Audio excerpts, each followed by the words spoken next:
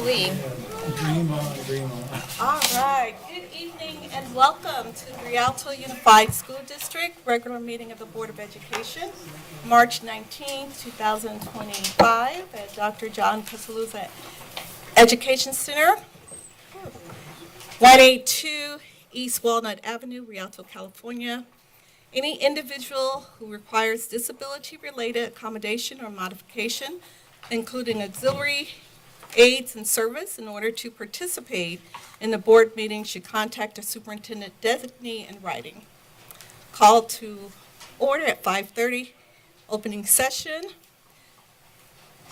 Okay, so we're going to move into closed session. As provided by law, the following are the items for discussion and consideration at the closed session of the board meeting. Public employment, discipline, dismissal, release, reassignment of employee, Government Code Section 54957, student expulsion, reinstatement, expulsion, enrollment, conference with labor negotiators, agency designated representative Dr. Judy White, interim superintendent, lead personnel agent Rhonda Kramer, Roxy Dominguez, and Amardo Ortega, personnel services, employee organization, California School Employees Association, Chapter 203, CSEA, Rialto Education Association, REA, Communication Workers of America, CWA. Pursuant to Government Code Section 54956.9D and/or D3, conference with legal counsel, anticipated litigation, significant exposure litigation, number of potential claims, 1. Comments on closed session agenda items. Any person wishing to speak on any item on the closed session agenda will be granted 3 minutes. The first name we have is Lisa Castro, followed by Teresa Capala.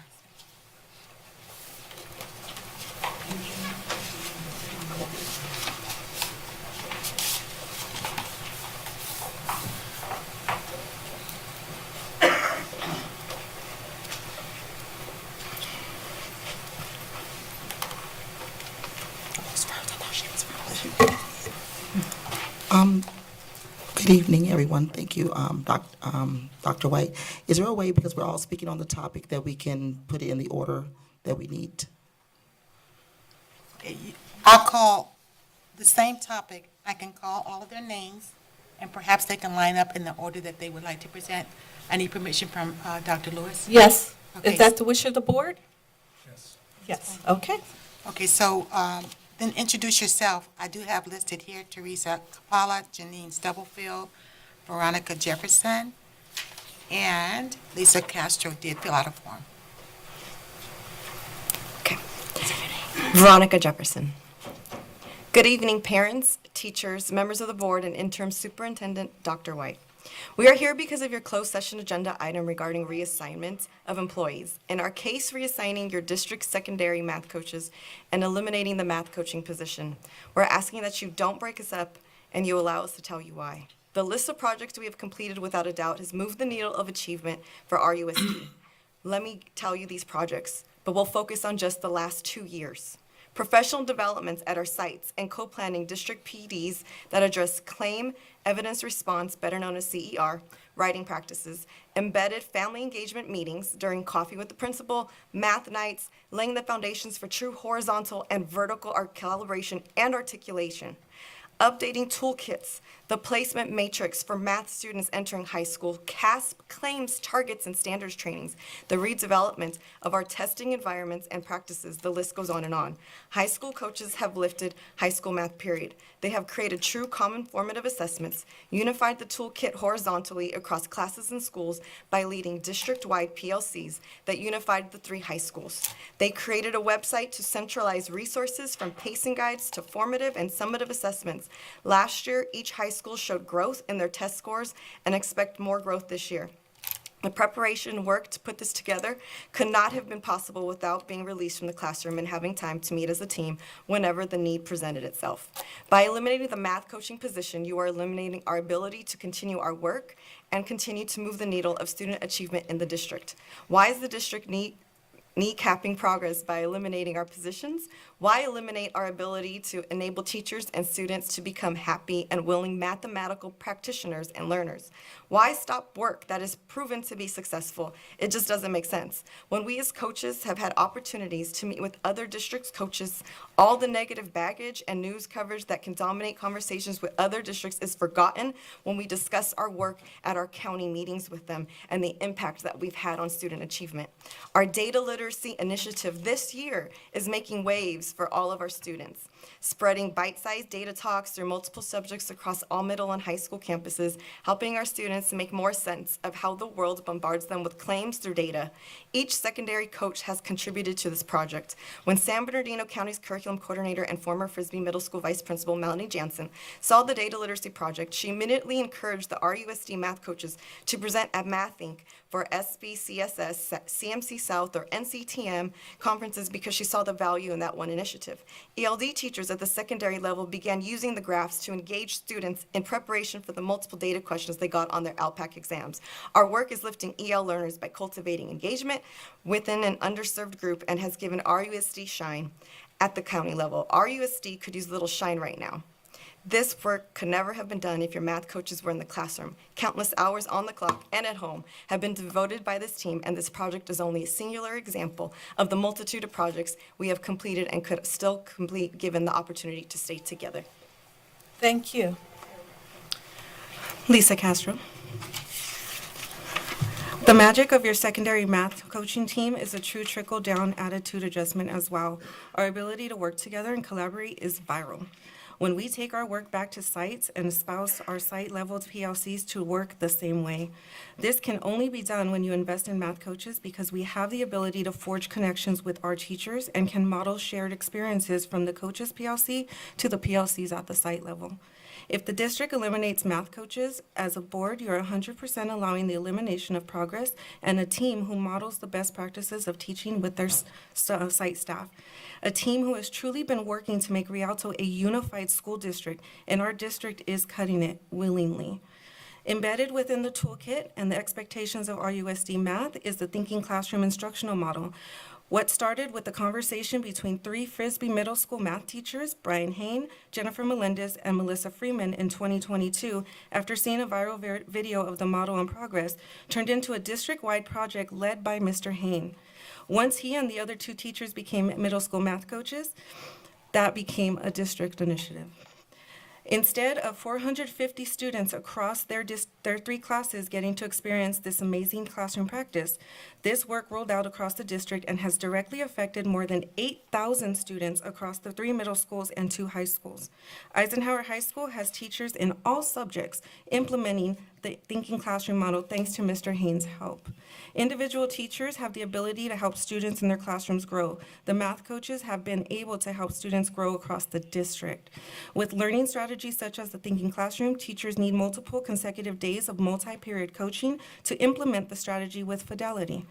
When it works, it's magic. Mr. Hain had the honor of presenting his work at SBCSS's Math Think Conference, an amazing opportunity for any educator and a bright spotlight on RUSD. Teachers that regularly use the Thinking Classroom model cannot believe how it engages their students and sparks true accountable talk about open-ended math problems, something that was not accomplished by all of the accountable talk trainings that have been pushed out throughout the years. The practice is currently in classrooms making a difference and would not have existed in the district without the math coaches. We have done more than we have time to present and would have ever been able to do if we were in the classroom. Again, why actively choose to be complicit as personnel eliminates progress? Why have our message ringing in the ears of your constituents when you come up for re-election? Why allow our positions to be cut on your watch when you could stop them? Again, why eliminate progress? Money, the bottom line for every school board. Our positions cost money. We are valuable assets held outside of the classroom. But before the red budget pen is uncapped, consider how much money our positions actively save the district. To reiterate, we have provided in-classroom coaching and co-teaching opportunities, development of site and district level PDs, scope and sequences, collaboration with ELD, SPED, interdisciplinary practices, math Thank you. routine coaching, and Thank you. CAST trainings. Janine Stubblefield, we want you to consider the millions the district paid to innovate ed, to have consultants come in and make us sit and think about what we could be done at our sites. Now, how much more have our math coaches already done without having to pay them any more than they make as classroom teachers? How much more could we do if we are allowed to continue our work? Middle schools have begun to implement the practices that have jump-started the growth in scores at the high school level due to the collaboration between high school and middle school coaches in conjunction with the support of our district coaches, Veronica Jefferson and Belma Parra. It is this team that works directly with PLCs to implement these programs because they require continuous training to implement with fidelity. We cannot continue to make this type of difference if we are no longer coaches. Ultimately, breaking up our secondary math coaching team will be detrimental to our progress in the mathematics district-wide. We know our work has been impactful, but we have just begun to scratch the surface. When the growth in math and other subjects supported by math coaches stops, it will grind to a stop without us. Remember this night, we want nothing more than to continue our work. We don't want to say we told you so, but when the results in the coming years are not as stakeholders would like, remember we told you tonight. Give us the chance to put our money where our mouths are. Invest in a team that is effective and not in another agent of innovating something or outside consultants. Let us continue to build our more unified District K-12. We clearly state many of our accomplishments to implore you as board members to take action. More importantly, to bring into crystal clear focus for the parents and other stakeholders present here the work of math coaches have done the last 3 years through collaboration and common vision for student achievement.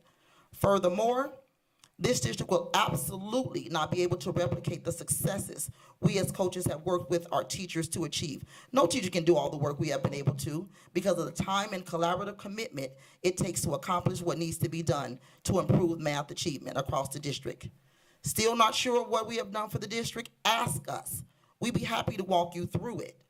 There are people in this room who care about their children. There are people in this room who care about students, how they learn. There are people who know we have and will continue to move the needle of achievement. We implore you to take a look at our work and its impact so far so that you may reconsider the decision to cut our positions. Thank you. Thank you. And my name is Teresa Kapala. Thank you for letting us speak. I'm going to cede my time to Janine Stubblefield to finish off what she's going to say. And finally, we wanted to revisit, first of all, thanking Dr. Lynn and Dr. Burciaga for February 19th outstanding presentation they shared with us regarding our district assessments. The depth of the data, the clarity of the analysis, the insight they provided, truly highlighting the exceptional work being done behind the scenes to support our students. It is incredibly encouraging to see the gains of our district has made, especially in the areas of mathematics. The progress our students are demonstrating is not only a testament to their hard work, but also to the dedication of the teachers, site leaders, and support staff who continue to push the excellence of every day. So Dr. Lynn and Burciaga, what has happened in a month since your data was put out? Why on February 19th we were valuable? In your programs tonight, if you look, it says it was district math coaches that continued to make the difference. What has happened in 1 month to make our jobs extinct? Thank you. Thank you. Do we have, okay, no further speaker? Okay, is there a motion to move into closed session? All in favor? Aye. So Okay. moved? Second. President There you Lewis, go. do we have a motion and a second? Yes. I so moved. I it first it. was- Second. Okay, and the time is 5:44.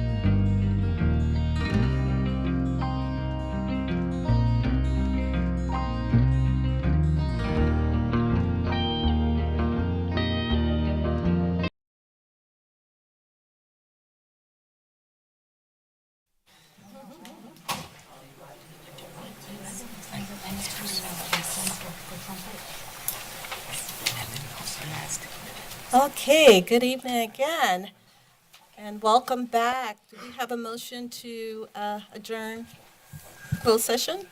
Make a motion to adjourn closed session? Second? Okay, vote by board members? Aye. Aye. Okay, 7:01. Okay, we have a special guest in the audience tonight. Let's have Chino Police Officer Ryan Tillman lead us in the Pledge of Allegiance. Tillman is a graduate of Rialto High School, class of 2005. He also attended Jehu Middle School and was a student board member for the Rialto Unified School District. After 20 years, Officer Tillman returned tonight to share his wisdom and encouragement, and he will lead us in our pledge. Thank you so much. If you guys would all stand up and let's address the flag. Ready, begin. I pledge of allegiance to the flag of the United States of America and to the republic for which it stands, one nation, under God, indivisible, with liberty and justice for all. Thank you so much, Dr. Lewis. Thank you.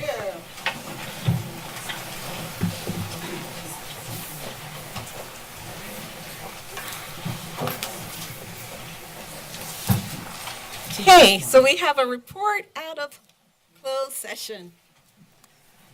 The Board of Education accepted the administrative appointment of Tabrisha Lang, elementary school principal for Casey Elementary School. The roll call vote was as follows, unanimous. Excuse me, I have to stand corrected because Takira Williams is absent. So, Dr. Lewis, aye. Joseph Martinez, aye. Edgar Montez, aye. And Evelyn Dominguez, aye. Takira Williams, absent. The Board of Education accepted the administrative appointment of Leonardo Manso, middle school assistant principal for Cusera Middle School. The roll call was as follows. Dr.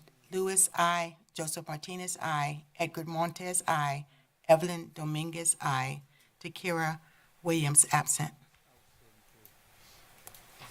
The Board of Education accepted the administrative appointment of Jamaica Roy, middle school assistant principal, effective July 1st, 2025. The roll call vote was as follows.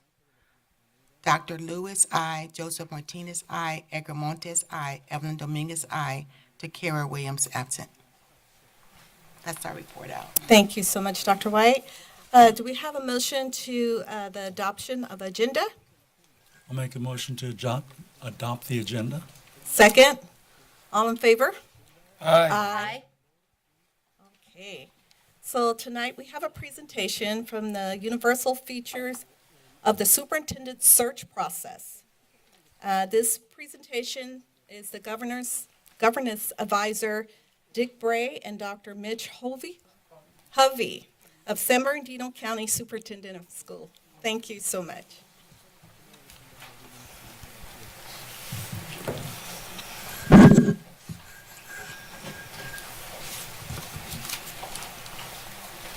Okay, that's really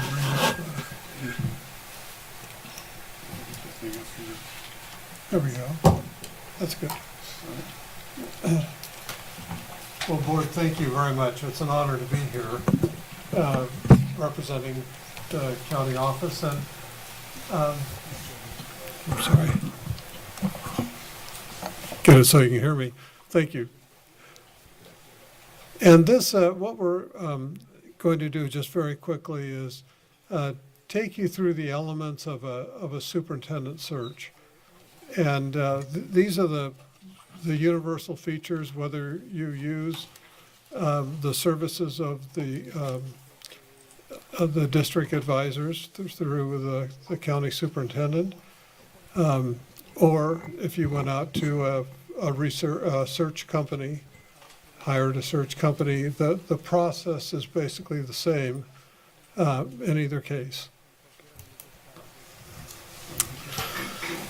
And we wanted to let you know that at the beginning of a search, you really have three choices. One, you can elevate someone in-house to the superintendency without doing a search. Or you can hire a search firm, if you like, to do the search. And that's what we're going to give the presentation on tonight. Or you can ask for proposals and have various search firms put in proposals and then choose one of them if you wish to do it that way. Process to find a search firm.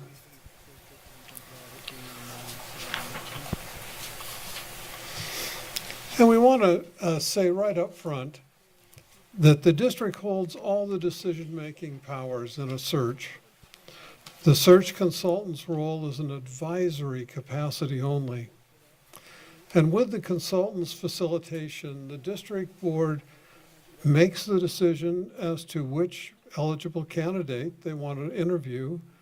They conduct all the interviews, and they select the candidate it seems best to serve the district as their new superintendent.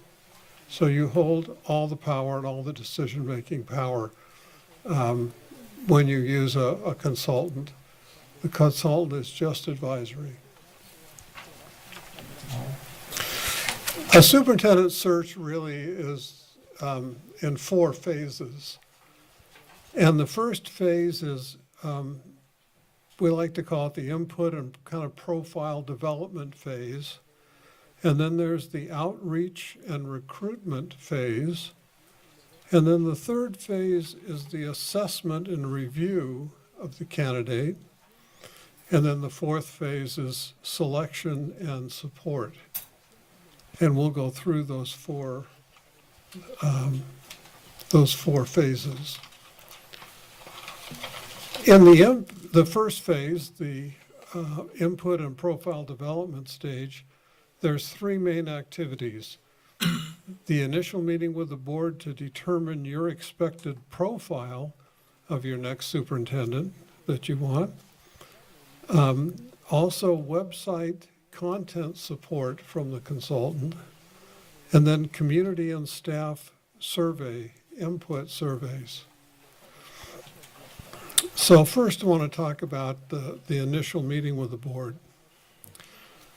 Search consultants will meet with the board to finalize parameters of the superintendent search, including a proposed timeline. And we'll actually share with you at the very end of our presentation what a sample timeline looks like. Also, to discuss with the board what the board would like to see in their next superintendent as far as characteristics, character, experience, those types of things. Discuss qualifications and experience desired. Things like that maybe you haven't thought of before, but in when you put out a brochure and a job announcement, and you're in there, you're going to have some desired qualities, but you're also going to have some required experience and qualities. And so you would need to decide, for instance, do you want them to have teaching and candidates to have teaching and principalship background or district office background? Or are you open to having a classified superintendent, which is allowed under the law? There's two positions in management that you can have, that you can hire, a board can hire without a credential, and that is a superintendent and a CBO. So keep that in mind, which way you want to go on that. And there, in the county, there we have, I think, 3 superintendents that are classified superintendents who came to the superintendency through being a CBO, a chief business officer, and then becoming a superintendent.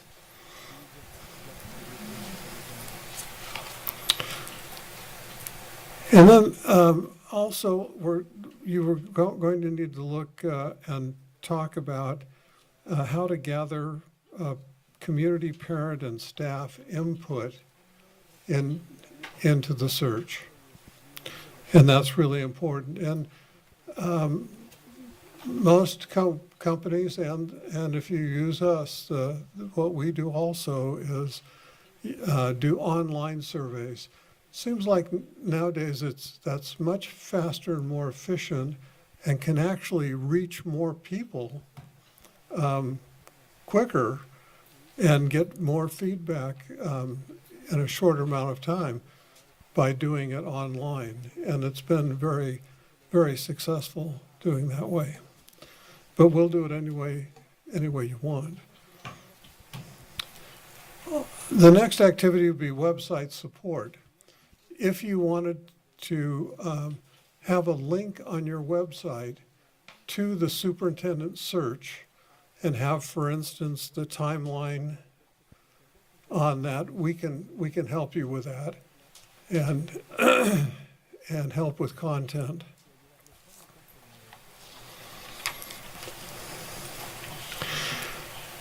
And the last one in this area is the community parent and employee input.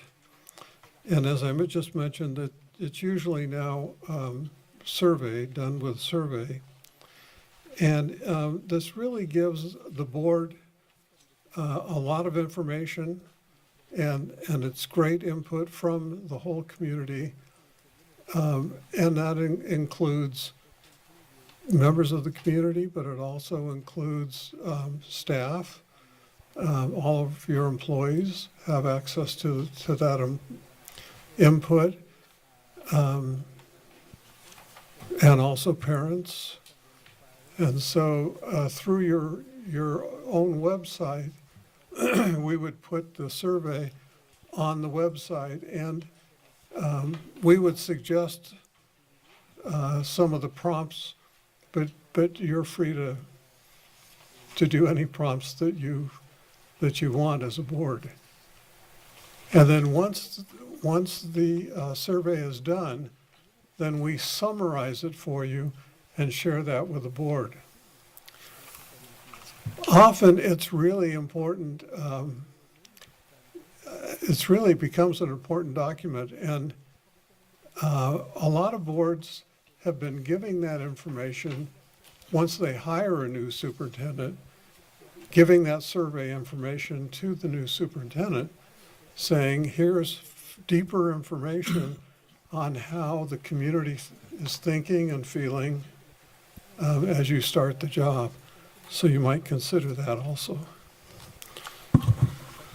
Second phase covers two different areas. It's developing recruiting materials. It's called the outreach and recruitment phase. Developing recruitment materials and publication of the vacancy. So basically, a search consultant would develop a job opening announcement and brochures based upon the input that they receive from the board. And materials would then be provided to the board for review. And obviously would not be published until the board is given final approval and whatever is going to be published and put out to recruit your next superintendent. Also, we would, or whatever consultant firm you would pick, or if we were to do that process with you, publicize the vacancy. Search consultants would typically publicize the position in several statewide job posting websites, typically through AXA's weekly EdCal publication and through EdJoin. And if you wanted as a board to do a nationwide search, the position of vacancy could also be posted in Education Week at an additional cost to the district. And again, depending upon the search firms, this is the universal process. Every search firm might do things a little differently, but this is typically what would happen. The third phase encompasses the three activities: the application support, screening applications, and background checks and reference checks, which are really important. The first, the application support. The search consultants send application packets to interested candidates, answer questions from the candidates, as well as receive and track all applications, credentials, and support materials. Also, consultants often make contact with candidates, especially as they're going through, looking through their materials once they turn in their packet, and we look for gaps. We look for information that isn't clear. I mean, we do a lot of contacting with the candidates, learning more and making sure that that they get all of the material in and it's clear, and any questions that we have from the material that they've put in gets answered, so that when we ultimately share their candidacy and their papers with you, why we know we can answer some of the questions that you might see as that come up on the resume, or gaps in their employment. We've already checked that out, and we'll have those answers for you.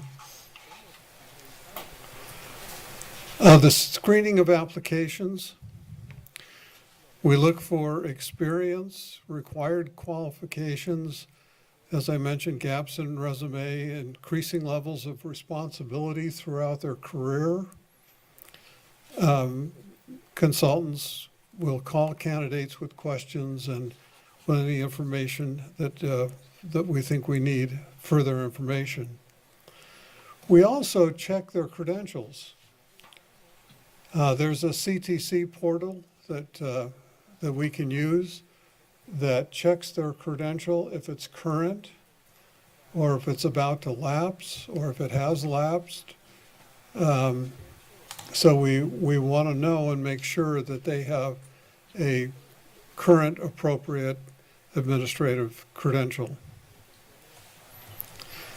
And in background and reference checks, we do detailed background and reference checks on candidates that meet the screening criteria. And gosh, we check internet sources, we check social media, we call listed references, current and former supervisors, as well as anyone who knew or worked with the candidate that we know. So we try and get as much information from multiple sources as we possibly can for them. And most firms, as we do, have a very detailed reference check process and checklist and group of questions that we ask. The last phase, the fourth phase, has about 6 different things. So one of them is selection of finalists. How do you pick those that you want to interview? There's the interview process. There's the visitation process. There's the follow-up with the candidates, all that have applied. There's the contract negotiations, and there's the after-search process support, which is really an important part of the whole process. Basically, whether it's us or any consultant firm, during a closed session of the board, search consultants will bring all the eligible candidate names to you. You would look through the materials, you'd screen them, you'd see the reference check findings, and look at all the information. Our job, or actually the job of a consultant, is to bring you as much information as we can so that you can make the best decision for your district. The board then determines which candidates they would like to invite for an interview. Search consultants will then also discuss the process for interviews. They'll help you establish the interview date, the time and location. They'll also go through possible interview questions and help you to finalize the interview questions so that when you come to the process of actually interviewing the candidates, you're asking the same questions of each candidate. Board interviews then selected candidates. The board conducts the interviews of selected candidates in closed session, often at a special board meeting on a Saturday to accommodate the candidates to be interviewed. Consultants will schedule the candidate interview times The consultants would help facilitate the interview process, so they would walk through the process with you and handle all logistics. Consultants would remain present during the interviews, basically in a capacity to support. They're not involved in the selection other than just to provide support to you as a board. And then consultants would facilitate board discussions as the board selects their next superintendent. If desired, sometimes the board would like to visit the previous district or the current district where the candidate is working. So if desired by the board, a community visitation of the finalists' current district by the board can be arranged prior to the board taking final action to hire. Search consultants then organize and accompany the board members on a community district visit. Search consultants will inform all candidates as a follow-up process. So that way, if people put in an application, at least they're getting a letter, thank you for your application, or you were scheduled for an interview, and they would do all the follow-up to inform them of their application status, whether or not they received an interview, whether or not they did not receive an interview. And then another important part of the process is that the consultants would work with you as a board to negotiate the contract for your next superintendent. So based upon discussions in closed sessions with the board, search consultants would assist in negotiating a contract with the new superintendent. And then an important piece of it is not only does the consultant work with you throughout the process, but what happens after you've selected your superintendent? Where's the support? And search consultants often offer some kind of coaching and mentoring support services for the new superintendent. I know through our county, Ted Alejandro, our county superintendent, he believes that a successful district it makes for a successful county.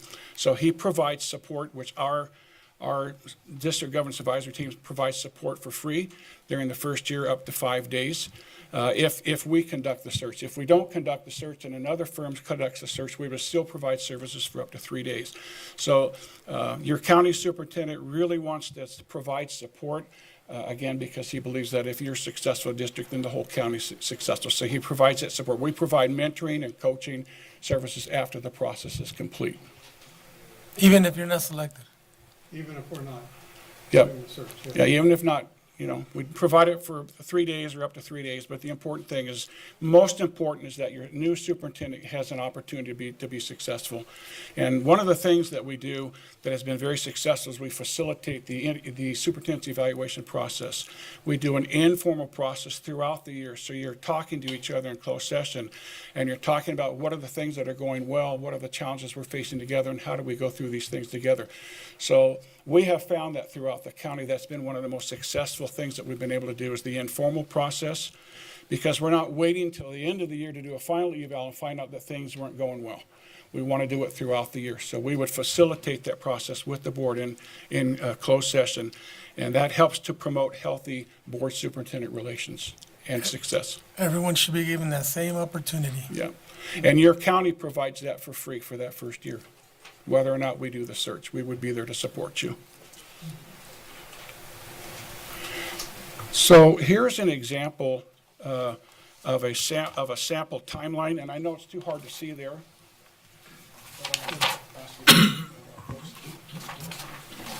The things we've just been talking about, those 4 phases, when you operationalize those, here's what it looks like. So this is those 4 phases kind of operationalized in a sample timeline. This is what it would look like. And you can see that the time things take, it's not a quick process. And we can start through at the top. This is where the consultants present to the board the search process and draft timeline. And then at another board meeting, he would share the draft position announcement, brochure, and search timeline for the board's review and feedback. Discuss the online survey and the questions you want to be used to receive input. And then you see the next section of time there During that time, the search team posts and announces the position announcement in EdCal. That's a weekly publication. Online job boards at AXA and EdJoin. And something that we do, and I'm not sure if all of the firms do, I think most do this also, they do an introduction letter and send a brochure on the position electronically to all of the California County superintendents, asking their help to look for candidates if they're to share this opening and look for candidates in their county. And to each district superintendent and assistant superintendent in San Bernardino and Riverside County, again, asking them to be aware of this opening and to pass it along to anyone who they think might be interested. Then the position opens, and then following that, the time following the position becoming open, the search team conducts comprehensive reference and background checks as the applications are submitted, and all eligible applicant information is forwarded to the board members electronically as it's completed. Board members sign confidentiality agreements prior to receiving this personnel information.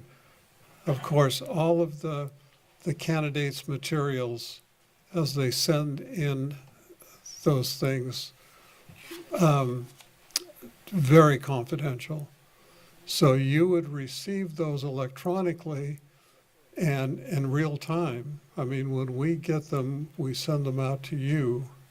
So you see who's applying all the time and can keep up with that.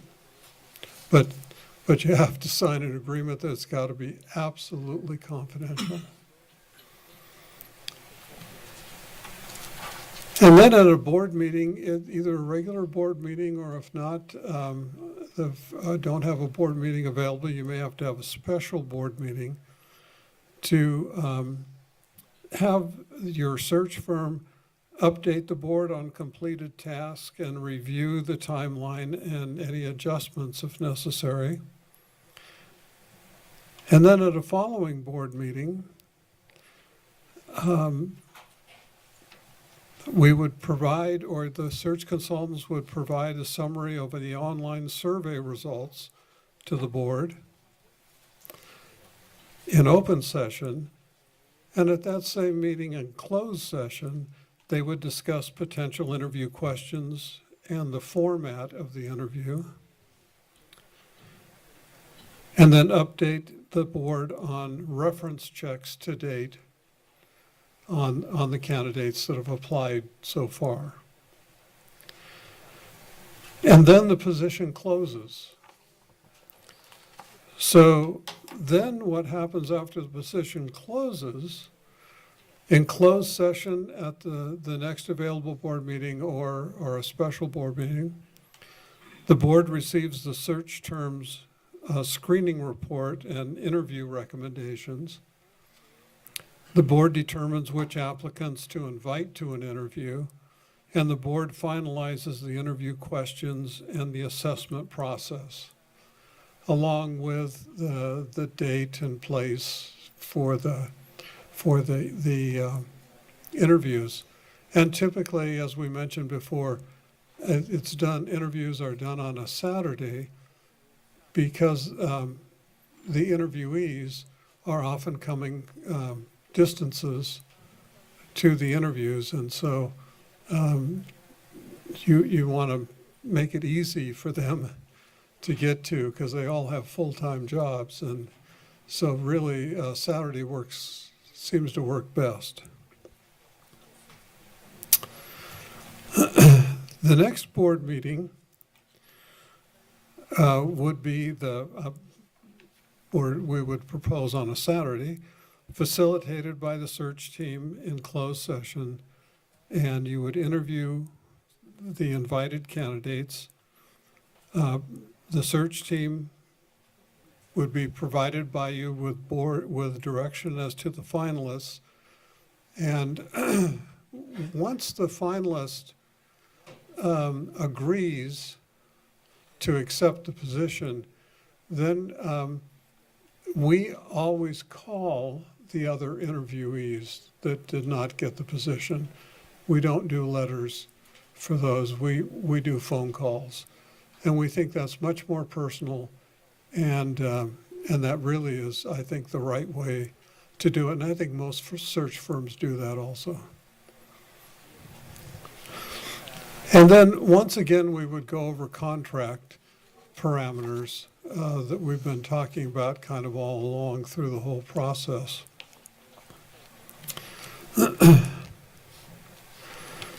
And then once you have settled on that final candidate, you're getting ready to hire them, and you have to do this by law now at a regular board meeting. It can't be a special board meeting. It has to be an open session in a regular board meeting.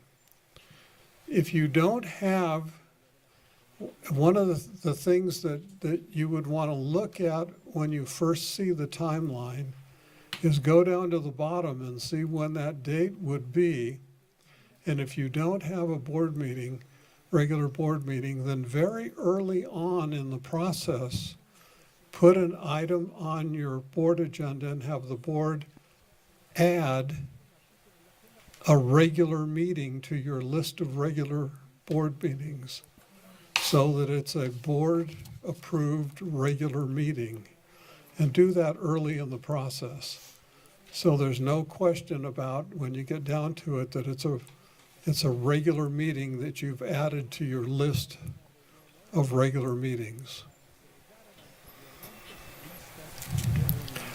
Also, the board president at that meeting, because you're also approving the superintendent's contract at that meeting, and we can help you with a script because there are certain things that you have to announce verbally at that meeting before you take the vote on accepting that contract, approving the contract, that you have to disclose publicly at that open meeting, and we can help you with that.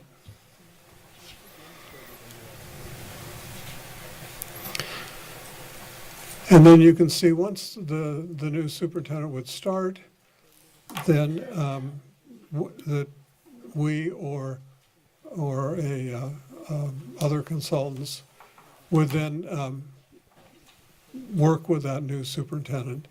And we would want that new superintendent to be very successful, especially that first year is so important. And do you have any questions on kind of what the process looks like, how that works? Board members? Board Member Dominguez? Oh, I'm sorry. We have one more. One more thing before you, if you've got questions, but obviously, sorry. Obviously a search such as this, whether it would be through through a search firm or whether you do it through the county, there's a range of costs. So typical costs, just to give you an idea, for districts such as Rialto, generally range from about $35,000 to $45,000 to conduct a search for a new superintendent. We also wanted to plant the seed that the county, your county superintendent, if you decided to go with the county to do that, the county would pick up 50% or half the cost of whatever the costs are. If we do it. If we were to do it, yeah. And the cost is figured differently because there's no profit. In other words, the work that we do is we put it in on a timesheet. It's just the actual time that we spend on the timesheet, and then he picks up half the cost, and the district pick up the other half. So it's going to be less, really. It's going to, the total cost will be less, and so half of that will be less even than half of this, what you see. But most important is that you conduct a search that you feel confident in, because the selecting, as you know, your superintendent is one of the most important things that you as a board does. So again, most important is that you're comfortable with the process, you're able to find the candidate that you think will best meet the needs of a superintendent in Rialto Unified School District. And just know, again, that the county is there to support. Whether we conduct the search or not, we're there to support you after the fact because we want to see your new superintendent be successful. And again, one of the most important things that we do is facilitate the superintendent evaluation process, which is both informal and formal, which is throughout the year, because that way you address things as they're coming up throughout the year, things that are going well, things that are the challenges, and how do you work together. So if at anything, that's one thing that we could help you with as a part of the process after you select your new superintendent. So with that said, then now, are there any questions or discussion? Okay, well, thank you so much for the presentation. Board Member Dominguez, do you have a question? I do. Thank you so much for the presentation. It is a lot of information, especially for me being a new board member and going through this process for the first time. Would you recommend us have like a special board meeting and have like different firms present their proposals to us, or That is often the protocol? what boards do, yes. Okay, perfect. Okay. Board Clerk Montes? Yeah, thanks for the offer of covering half of the cost. So that would be 50% of whatever the total estimate is, That's correct. and that's be paid by who? That would be paid by the county. Oh. 50%, so like if we come in, let's just say the total cost was $40,000, when you add up all the costs throughout the process, then the county would pick up half that they would pick up half of that cost. So either way, taxpayers. Yeah. Right. So if it were $40,000, the county would pick up, if the total amount of cost that we had were $40,000, we would pick up half those costs. Oh, okay, I misunderstood. I thought you said somebody was going to cover it. Personally, I was like, wow, that's very generous. No, it's through the county budget. County superintendent's budget. And again, because the purpose of that is because the county superintendent wants to provide support to all districts. Because when you have a successful working relationship with your superintendent and things are going well, that's what's best for kids. That's when kids are learning, and that's what makes for a great district. And that's the sole purpose of why we provide the service. If you want it, whether we do the search or not, but we want to be we're here to be a part of the process with you so that you can have that success. And you should know that districts less than 5,000 ADA. I'm sorry. Districts less than 5,000 ADA, he picks up the entire cost. If the county does, the county, Not personally. the county picks up the entire cost for us to do the search. That's But very generous of the county. it is very generous, and I don't think there's another county in California that does that. Oh, and Any- thank you to the taxpayers too. Any Yes. additional? Okay, Vice President Martinez? I'm good. Okay, and I just want to let everyone know that this presentation was free, picked up by San Bernardino County, to let all of us know the process. People were asking the process and how and to, if they were going to be involved, and the answer is clearly everyone is involved in the process. So should be. this is very important for this presentation. Yes. Thank you very so much. Thank you. Thank you. Thank you. Thank you again.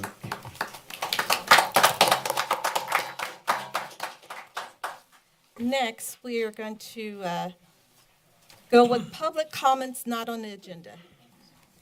At this time, any person wishing to speak on any item not on the agenda, then will be granted 3 minutes. And we really know that quite a few people might want to speak, and we're going to really hold you to the 3 minutes. So for translation, it will be 6 minutes with translation. Okay, all right. Our first speaker is Devonna Robertson, followed by Ryan Tillman.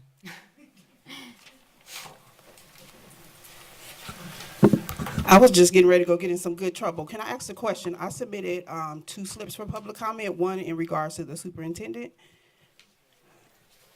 So the agenda item that they just covered. Yes, you did. Could you guys restart my time? I just want to be clear on where I'm Yes. at. Which one am I speaking to right now? Right now, you're speaking to Ebony Triangle. Okay. However, yes, Ebony Triangle, because we have the, Yeah. not on the agenda is first group, and then on the agenda items is the second group. Okay, thank you for clearing that up. All right, so my name is Devonna Robertson. I am a parent organizer with COPE, Congregations Organized for Prophetic Engagement. I'm back before you all to discuss the Ebony Triangle. What we do know to be true is that for decades, Black children have experienced a war from both the White House and the schoolhouse. We have been before you, we've asked for partnership, and we're continuing to ask for partnership around the Ebony Triangle. Last month, we had a meeting. We invited 2 board members. Thank you, Board President, for being present. The acting superintendent, we had Dr. Gibbs as well as a head counselor here. The whole intent of the Ebony Triangle is to, along with the parents in your district, in your cities, is to be in partnership with the district to ensure that we're getting what we need for our children. It's really, really important. We are not saying that you have to have it all figured out by yourself, but with community partners that you don't have to pull out of the sky. We exist, we're here, and we care. The incident that happened at JHU, unfortunately, has gotten a lot of attention, or maybe fortunately, because it has gone viral. And is this the response only because it's gone viral, or does it matter all the other Black girls who are being emotionally, spiritually, and physically attacked on a daily basis? Not just in the city of Rialto, but all over the place. The core of the Ebony Triangle work is to eliminate the push out of Black girls in the public education system. So when you push these Black babies out, and I do want to emphasize Black girls, could you imagine that some folks challenge even calling them girls when they're 12 and 13 and 14 years old when we have Black in front of it? Because people don't want to recognize that these are children.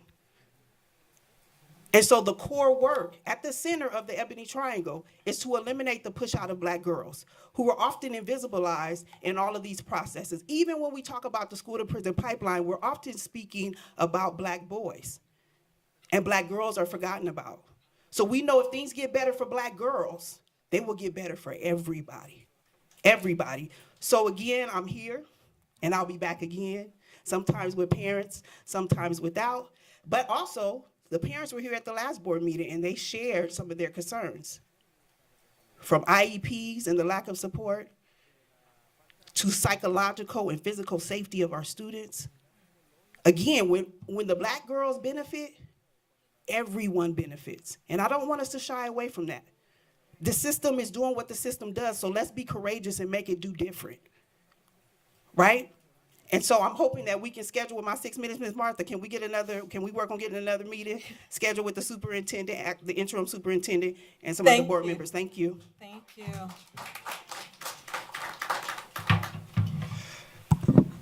Ready? Good evening. My name is Ryan Tillman, and I am a product of this district. My dad worked many years in this district, and it's going to be 3 years since his passing next year. My father, Earl Tillman Jr., who laid the foundation for me.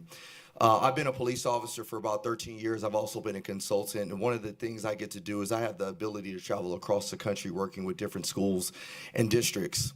And when I saw the critical incident last week, my heart broke because JHU is the school that I went to. I was the first class to go all 3 years through that school. And so when I saw a place where I know very well, it was near and dear to my heart. The first thing that we like to do during any critical incident, especially, and I saw this in law enforcement, is we like to point fingers at people. And today I'm actually here to offer a word of encouragement for you guys as opposed to just pointing fingers. You know, I just listened to the presentation about finding a new superintendent, but they often say that sometimes the answers to your problems are right where you stand. And right now, I'm not here to praise Dr. White because of a relationship, but Dr. White is a friend of mine who I know has done phenomenal work. And sometimes the answer is not that far from where you think it is. One of the worst things I see across the country when I travel and speak is that everybody shows up. But one of the things that I realize is that when I speak to parents, the room is only about 2 or 3 people. And so although we're looking to the district for our answers to our problems, we have to realize that it takes a village. And we always say that, the African proverb, it takes a village to raise a child, which is true. But one of the things that we leave out most importantly is the other African proverb that says that the children don't feel embraced by the village, it will burn it down to feel its warmth. And the reason that's so important is we all have an obligation in here tonight to lead with love, lead with empathy, and lead with respect. We have to continue to love our children. We have to empathize with our children. We have to respect our children, but we also have to do that with one another. And if we can't do that with one another, we can't be surprised when the children start burning it down to feel its warmth. You see, I know that there are greater days ahead for Rialto Unified District, and Rialto Unified District has produced some phenomenal people. And I know that this district is still equipped to produce those phenomenal people across our country. Why? Because when I walked up tonight, I still saw the village that raised me. I saw the security officers that raised me. I saw Saida that raised me. I saw so many family members and friends that still are in this district. There are so many proteges across this country that are doing amazing work, putting Rialto on the map. So let's get back to the basics. Let's lead with love, let's lead with empathy, and let's lead with respect. And if we do that, I guarantee you that the students that we have today will continue to put Rialto on the map. Thank you guys so much. My dad, if he was still here, he'd be proud. I'm proud to be a Tillman and a protege of Rialto Unified School District. Thank you, and God bless. Thank you. Our next speaker is Steve Figueroa, followed by Frank Montez.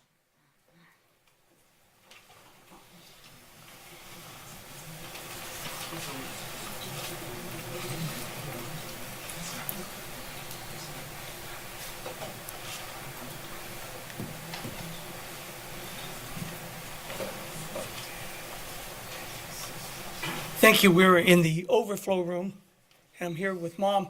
You know, once again, I want to thank, when I come here, I always say thank you for allowing us to speak without First Amendment retaliation. But it's happened. This mom who's come before and spoken because her son was stabbed, okay, and there's been other issues, she's complained about the IEP. He was not allowed to go on a field trip. Why? His IEP's out of compliance. They haven't modified it. They haven't offered new assessments. So in 10, Mr. Bennett says, well, your son can't go because his grades dropped down to a 70 point. That's illegal. He has an accommodation in his IEP for in various areas that should have permitted him. So failure to have knowledge service providers of a student's IEP and then penalize the student constitutes illegal discrimination. Whether he's mad because the parents been coming and say, you haven't done nothing about the safety on the schools because their son was stabbed and you still allow this go on.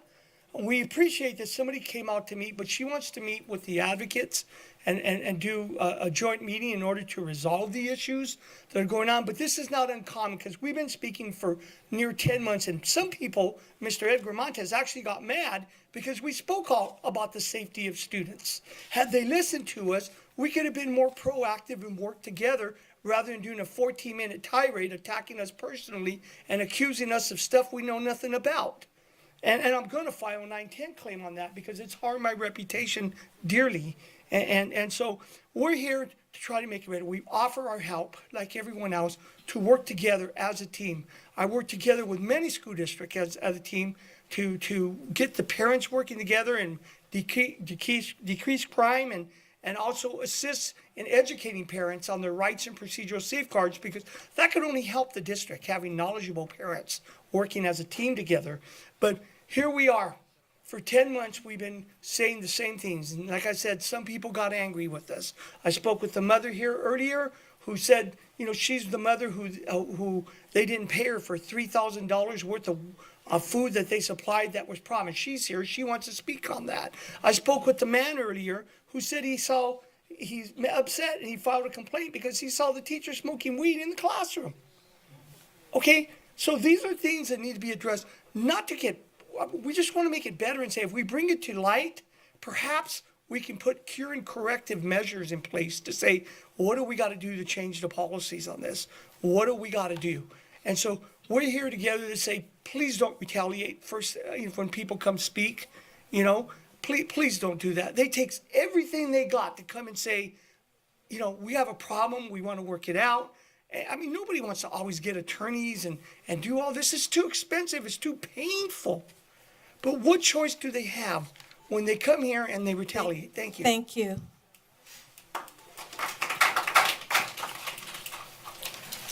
Frank Montes, followed by Yesenia Higuera. Yes, buenas noches. My name is Frank Montes. I'm a small business advocate here in the community. President Lewis, Dr. Lewis, Superintendent White, Mr. Martinez. I also saw that video of last week, and it really broke my heart because the last thing we want is division within our community. So I look to all the parents, other community members, make sure that doesn't happen. Because the problem is not with the community. The problem is with the lack of leadership at the district, plain and simple. Okay? That's what it is. Look, I've aged in the last 10 months, you guys. I've been here for 10 months, just trying to give our community a voice. But I can tell you that what do you expect the students to do when you have a principal, Montano, that calls them savages?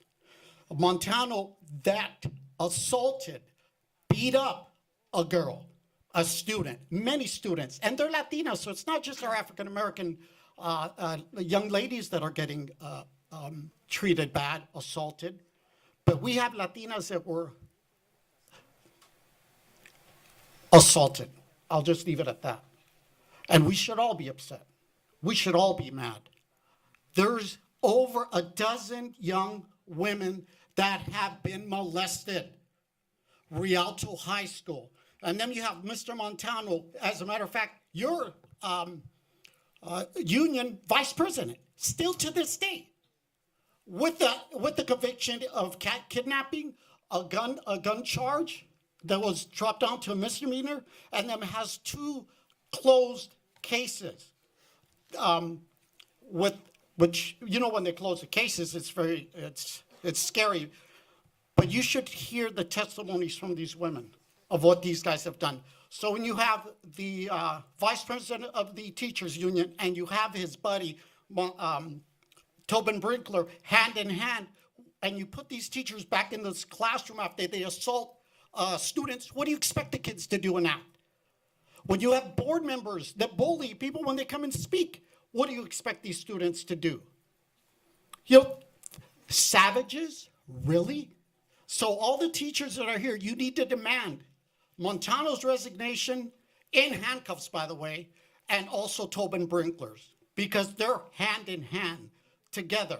The students are never going to move forward if you keep putting these folks back in the classroom and back in the district. Ask me, I will give you all the documentation if you don't believe straight from the kid's mouth. Okay? Everyone here should be upset. Not just me, but everyone. Thank you. Thank you. Yesenia Higuera, followed by Tabitha Plunkett. Hi, good afternoon. My name is Yesenia Higuera. I am a parent at Boy Elementary. I'm here to talk about equality. All kids, all students in Rialto District should be treated the same. So March 7, we went to a field trip with second grade boy students walked to Rialto High. After it was told by the girl that was sending everybody that at the end, they were supposed to get a goodie bag. Why is it that only one class from 4 classes got a goodie bag? There's 2 things. One, that class was a DLI class. The only class that got a bag of goodies, while all the other 3 classes were just staring. Either you're doing better for DLI. Second of all, that DLI class, Ms. Dominguez was there with her child. This is not against Dominguez, this is against the board, because you guys are accepting for her class or DLI to get treated better than the rest. Shame on Rialto High School that you gave a goodie bag to just 1 class while the other 3 classes were staring, and these are second graders, which, by the way, we walked from Boyd Elementary to Rialto High. Shame on Rialto High School. Their answer was, we ran out. Guess what? If you ran out, then you don't give it to nobody. Because in my house, if there's 1 cookie, guess what? I prefer to throw it before I give it because I have 4 kids. So if you're gonna give a candy bag to one class, you give it to everybody. If you don't have enough, don't give it to no one. Is it either we're having favoritism for DLI students, because I've seen that a lot. Second, or it's favoritism because Dominguez was there, she was there as a parent. Again, it's not her, it's the Rialto district that is doing this. So you guys need to stop, and you guys need to treat everybody equally. Not because it's a DLI class or not because it's a board member that's there. I've seen a lot of stuff when board members have students, they get special treatment. We need to cut the special treatment. We need to treat every child the same. Because it's not fair for 3 classes that saw just 1 class get goodie bags. These are second graders. If it's me, I don't give a shit, but these are second graders. Had to walk back home to their school with only 1 class getting goodie bags. And I have here my complaint that I did against Rialto District and Dominguez that Avila hid. So if I don't have someone talk to me right now, I will turn it into one of those guys so they could do something about it, because I am done. I am done that you guys are not equal to every student in Rialto. Every student should be treated the same, not just because we have people there that have their kids there. You guys should be ashamed of that. Rialto High School, you should be ashamed. District, you guys should be ashamed that you guys are not making everybody be equal. Thank you. Tabitha Plunkett, followed by Lisa Lindberg. Yes, we can. Good evening, members of the board, community members, and concerned parents. I stand before you not only as a mother, but as an advocate and a persistent voice that has been trying to be a part of the solution. My family and I have faced systemic gatekeeping in our efforts to engage with this district, whether we're volunteering, organizing APACs, or simply trying to ensure that our children have the same protections and opportunities as their peers. At every turn, we have been met with a passive-aggressive resistance from office staff and principals alike. The district repeatedly shouts the importance of parent involvement, yet, when we attempt to be involved, we are met with closed doors, dismissive attitudes, and unnecessary roadblocks. Our USD publicly claims that it does not discriminate based on race, ethnicity, or other protected categories. It states that it is committed to providing a safe environment for all students. Federal law under Title IX mandates that no person in the United States shall be excluded from participation in, be denied the benefits of, or be subjugated to discrimination under the education program of any activity federally funded but financial assistance. Furthermore, David versus Monroe County Board of Education established that schools are liable for damages when they have actual notice of harassment and respond with deliberate indifference. These words come directly from the district's own website, yet reality paints a different picture, exposing the blatant hypocrisy in these claims. Additionally, schools are funded based on student attendance. The emphasis on perfect attendance is rewarded, yet the district fails to prioritize the safety of the very students who bring in those funds. If the district wants to get paid per body, but will not protect said body, then as a community, we must consider taking action until we receive proper protection and reassurances that our children are safe.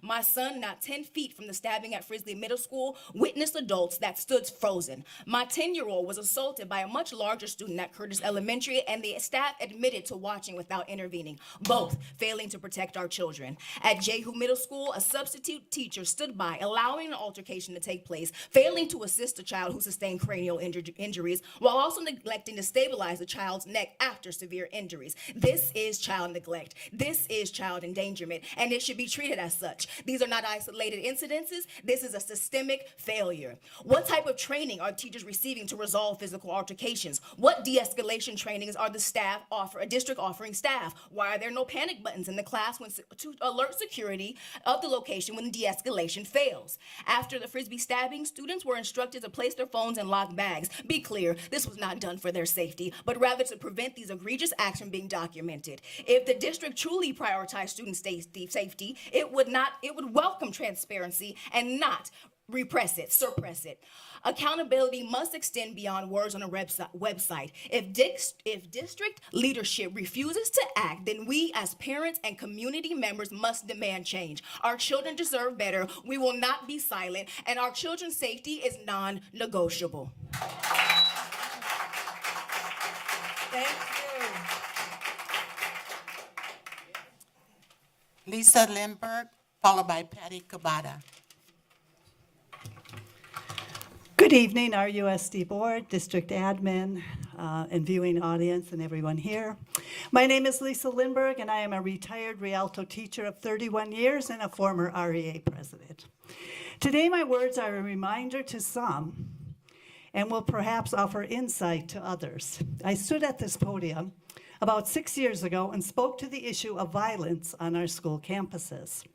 As an association, we organized and came to this building to tell our stories. We had more teachers at that protest than we ever did, even for negotiations. The issue hit a nerve. Now to be asked to come back and speak to the issue again after all these years is disheartening, to say the least. The teachers and students of Rialto USD need support, whether that be training, increased security, or admin assistance. It must happen. The violence continues to disrupt instruction, compromise safety, and make a mockery of the educational process. U.S. school board members need to make changes to ensure the best learning environment for staff to teach and students to achieve. They deserve nothing less. I don't know if my coming out of retirement and speaking tonight will compel you to action, and I would not assume that I would hold that much sway. I do know I was compelled to come here tonight because I still care. I care about my former colleagues and the present students of Rialto. I hope you do as well. Show us with your actions. Thank you for your time. Thank you. Patty Cavada, followed by Ana Gonzalez. Good evening. My name is Patricia Cavada. I'm not a constituent of your district, but I saw the video that went viral. And as a mother and as a woman, it broke my heart to see that young lady's head slammed to the desk like that. And it was concerning to listen to the whole story on the back and forth hitting between the children and the objects. My question to you is, did the children receive proper medical attention when they were first injured? Because your statement doesn't align with what one of the mothers of the parents said. Now, head injuries are very dangerous. So my question to you is, why didn't they receive immediate medical attention? A head injury, as you know, can permanently damage a child. Second, where was the supervision for these kids? Where? Had a teacher stepped in, neither one of those children would have been in that situation because the teacher would have it wouldn't have gotten that far. And now, because that happened, now you have division in communities that don't need that kind of division. So what are you doing to be proactive to make sure that communities can still have a good relationship with each other? How are you educating communities? For instance, you need to start teaching children that the N-word with an A is still a racial slur. Unfortunately, I'm listening to people use that, and because they listen to it so often, they assume it's okay for them to use it, and it's not. I grew up knowing that that is a racial slur. So maybe you should start checking these kids when you listen to them and educate them, because it is offensive to many people. Again, communities don't need division. So what are you doing to be proactive to make sure that these communities aren't going to have any more division? I came an hour and a half from Orange County. That video, it made an impact to schools over there because of the racial thing, and including with parents. I hope that you take this situation and you educate these children on what a racial slur is. I hope that you educate children on how to control their emotions so that they don't physically attack one another. Children need safe spaces. What are you doing to provide it to them? After listening to all of these parents, I am very tempted to there's a lot of parent groups in Southern California that you see going from district to district.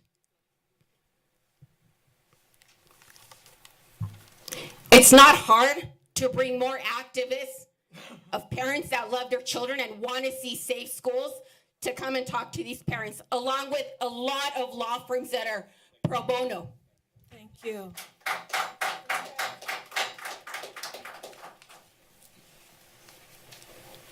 Shelby Morgan, or is it Ana Gonzalez first, followed by Shelby Morgan? I'm sorry. Good evening, Rialto Board, community, and staff. Ana Gonzalez, I am a Myler parent and a community leader, and I'm here to speak on 2 items. First, the CSEA layoffs. Unfortunately, I was in Sacramento, so I was sad I was not able to be here to stand in solidarity with my CSEA brothers and sisters. As classified essential jobs were dismissed unjustly and unfairly at the last board meeting, I wanted to be on record that the 3 votes that terminated these positions engaged in violations of collective bargaining that the labor unions have a right to do. So shame on those 3 votes that voted to lay off those very essential positions in this district, which could be essential to supporting teachers in the classroom, on campus, and serving the IEP compliance issues that this district is lacking. So I'm very, very disappointed in that vote. Next, the JHU incident. I want folks to understand that what happened is a manifestation of the continuous status quo, racist, systemic culture, and lack of accountability and lack of courage of this district. I have worked in the district and I have stopped and de-escalated many fights because it takes seconds for a tragedy to happen. So where were the adults? I know that it can be done to intervene and de-escalate situations because I have been there as an educator. And it does take a village. The outsiders, as they call us, are part of that village, and we are here to help find solutions, but it starts here at the top. It starts right here. We need accountability, healing, and reparations now for our students. We are failing our brown and black students every day that we don't take action. And this narrative that teachers are scared, cool. Welcome to Rialto, a community that 40% of our students live with one parent, single parent households. I am one of them. Sometimes I have to work 2 jobs to bring food to the table. So we need help. I was in the classroom for 4 years and never had an issue with the student because I loved them, I cared for them, and they respected me as the teacher. But here we are laying off teacher support, essential jobs. So where are our priorities as a school district? We need to do better now. Thank you. Thank you. Shelby Morgan, followed by Lavelle Davidson. Sorry, hello, my name is Shelby Morgan. I am an 8th grade ELA teacher at Rialto Middle School. And I came here to say the district needs a clear, comprehensive plan to address the growing violence in their schools. I've dealt with this firsthand. A student came into my classroom and attacked another, grabbed him by his shirt, body slammed him into the desks. I was able to get him to leave.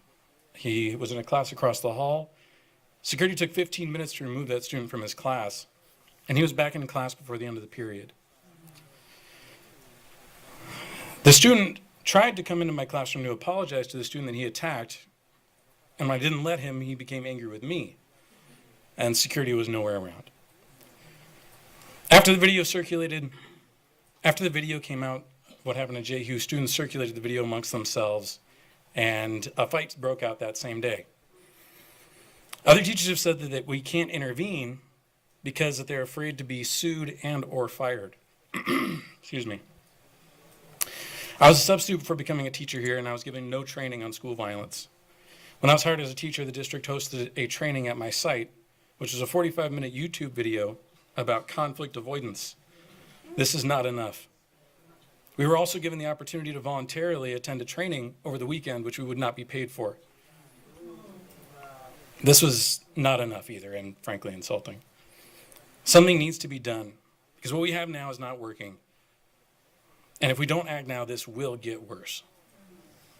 Thank you. Thank you. Lavelle Davidson. followed by Michael Townsend. Hello, I'm Lavelle Davidson, youth organizer with COPE, Congregations Organized for Prophetic Engagement. Before I start, I definitely want to just bring notice to the sign back there that says Rialto Unified School District, Bridging Futures Through Innovation. All right, I'm here today because of the horrifying incident also at Jehu Middle School, where a young black girl was left unconscious after an altercation with a male student.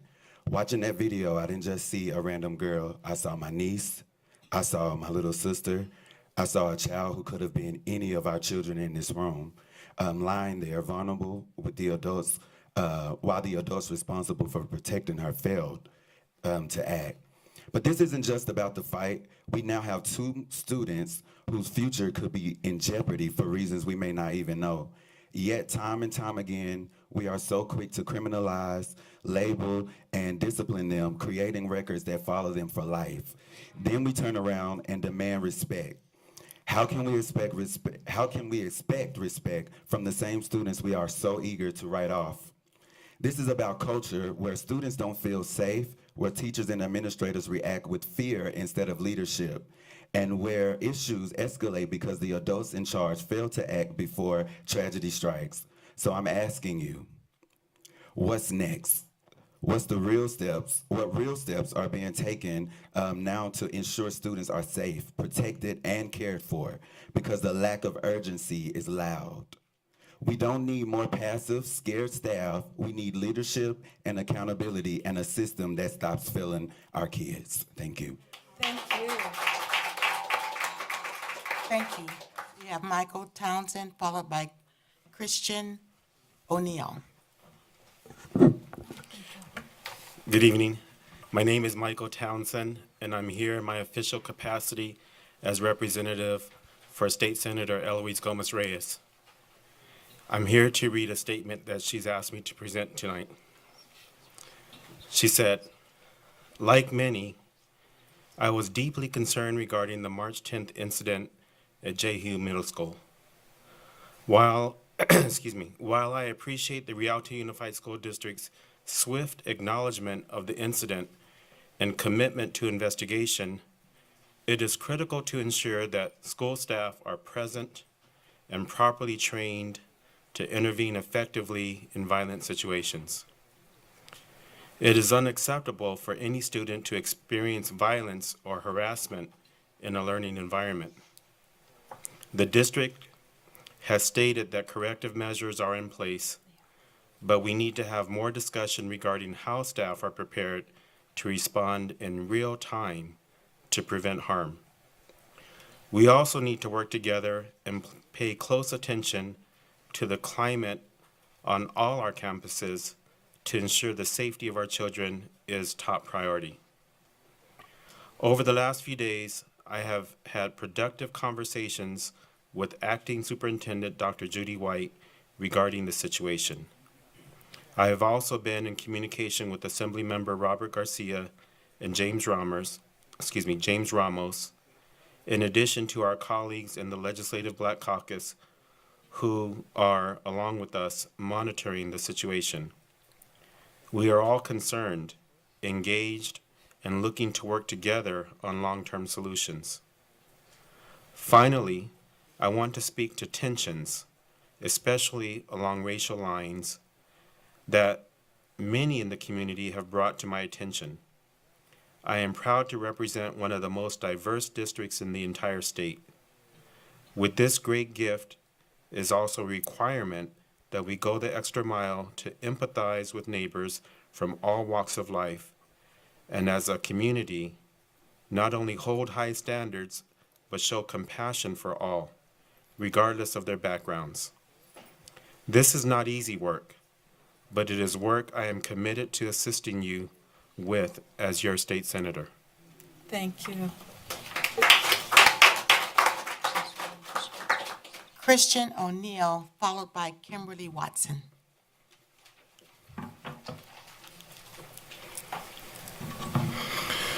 Good evening, members of the school board. Thank you for the opportunity to speak today. My name is Christian O'Neill, and I'm here as a concerned parent, speaking not only for my daughter, but all of the students, who may have found themselves in similar situations.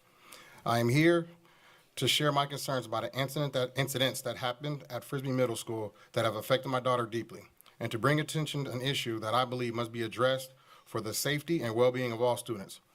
My daughter came home several times, deeply disturbed after hearing someone call her the N-word, a racial slur that carries immense historical and emotional weight. I'm not even gonna read the rest of this from here. I'm gonna just speak from the heart.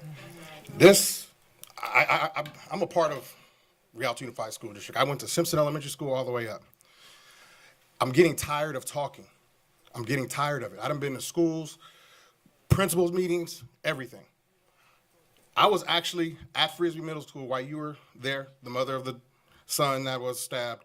And the first thing the principal did was come out and said, hey, just to let everybody know, it was an incident. He didn't get stabbed, he got cut. And tell your parents how fun this is. How great you have. And then I hear the same thing happened at JU. I've been in law enforcement for 20 years. I've promoted through the ranks. I've seen many situations. And it amazes me how most problems on this planet can be handled at its lowest level. A simple, my bad. I messed up. I'm sorry. But the egos at the top, it's killing me. Being law enforcement, I get told I'm the worst all day long, but I'm a professional. Mr. Montez, when the gentleman was here and he mentioned you by name, you rolled your eyes. You rolled your eyes, bro. In a room full of people. Even right now, if I was you, you know what I would do? I would say, you know what? If I did that, I apologize. I'm sorry. But your ego, this is the district. Simple. A simple thing. I mess up. I've made mistakes on my job. I have. I've had it wrong. I thought something that later turned out not to be true. But I'm a grown man, and men can acknowledge when they mess up. You're saying my bad because you're in a room full of people right now on camera. Bro, that should have never happened. I've had to apologize to convicted murderers, rapists, child molesters, because I may have said something that was incorrect. But I'm a grown man. I'm a professional. This district needs to take a lesson and become grown and professional. Because I'm telling you, FAFO, I promise you the next incident, I will organize a lawsuit. I'm telling you the cheat code. I'm letting you know in advance, to your face. I will organize a lawsuit. 20 years of law enforcement. Believe me, I know people. Thank you.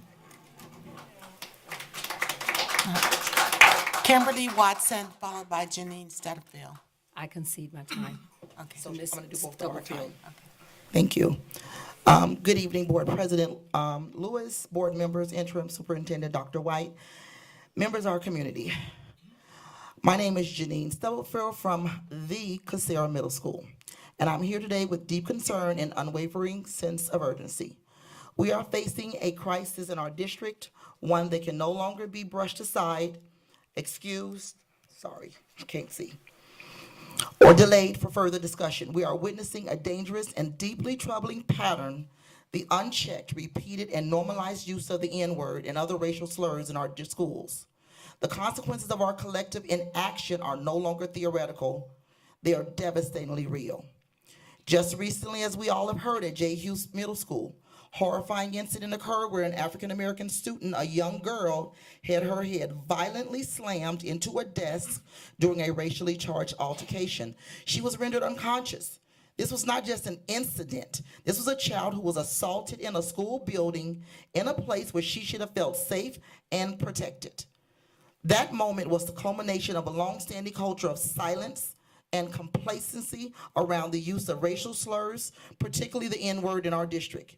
And then, as to underscore how urgent this crisis truly is, just this February, we saw another appalling incident unfold, this time at another middle school in our district.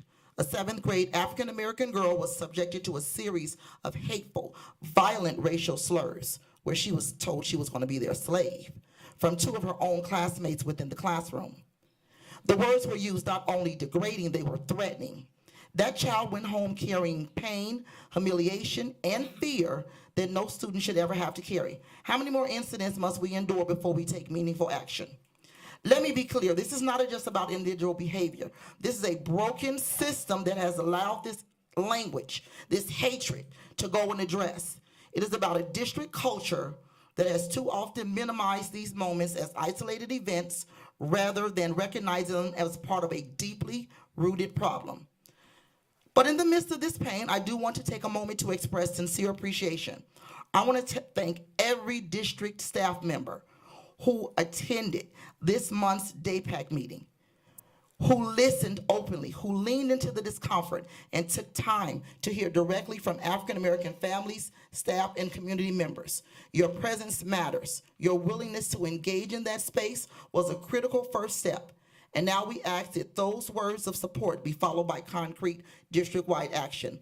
I must say that the principal of J. Hugh Middle School did not attend. We cannot continue to allow the N-word to echo through our classrooms, our hallways, and our play spaces under the false pretense of it being just slang or just kids talking. These words are not harmless. They are historical weapons loaded with centuries of pain, dehumanization, and oppression, and they are being used to target and traumatize our students. Black students are not okay. They are not safe. They are being heard. They are not being heard, and our science is complicit. That is why I'm calling on this board urgently to act now. One, we have an equity team. Sit down with them. Sit down with Dr. Balagon and adopt a zero district-wide tolerance policy on the use of all racial slurs, including the N-word, with clear, consistent consequences and a restorative justice framework. Two, sit down with equity team and Dr. Balagon and implement mandatory anti-racism, equity, and trauma-informed training for all staff, teachers, administrators, and campus supervisors. Sit down with the equity team and Dr. Balagon and launch student-led education campaigns on the impact of hate speech and racial trauma starting at the middle school level. Sit down with the equity team and Dr. Balagon and create a fun, dedicated safe spaces and support programs for African American students and other students of color who have been impacted by racial harassment. And finally, sit down with the equity team and Dr. Balagon and establish a transparent incident reporting system with publicly available data and clear follow-up protocols. We cannot keep sending our Black students back into environments that feel hostile, unsafe, and unsupported. We must build schools where every child, regardless of their race, is valued, protected, and free from racial trauma. Our African American students deserve more than our sympathy. They deserve our protection. They deserve policies that ensure their dignity, and they deserve schools that are not just physically safe, but emotionally and psychologically safe as well. We owe it to that student at JHU. We owe it to the student who was targeted last month. We owe it to every Black student who walks into a classroom tomorrow wondering if everyone truly sees them, hears them, or will fight for them. Again, thank you for your time, for your commitment, and for your standing with the community. But now it's time to take action because silence is no longer an option. And our students cannot afford our hesitation. Sit down with Dr. Balagon's team. Thank you. Patricia Minor, followed by Ulysses Netta.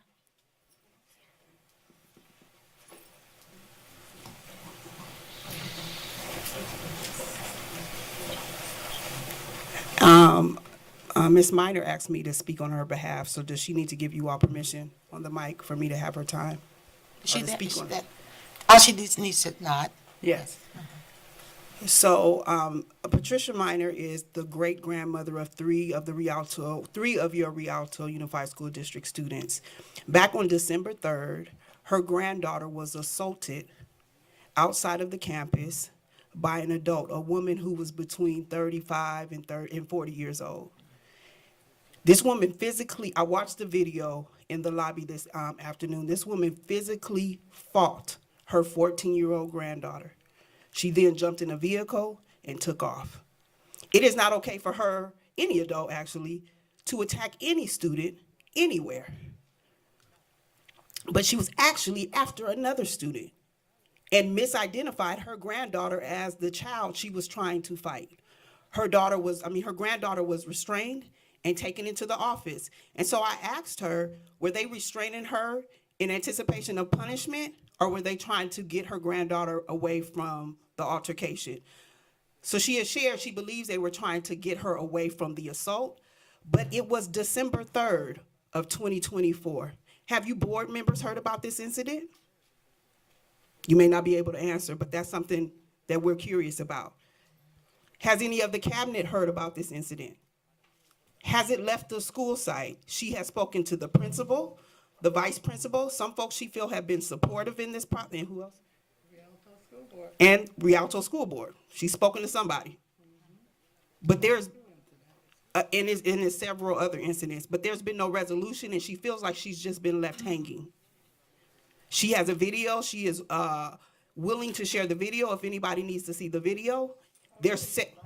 Yeah, so I don't know who we can share the video with, but I think what's important is that somebody from the district or the cabinet gets this parent's information and follow up with her to get her what she needs so that she feels safe and that her grandchildren feel safe, but that she feels she is being heard and supported.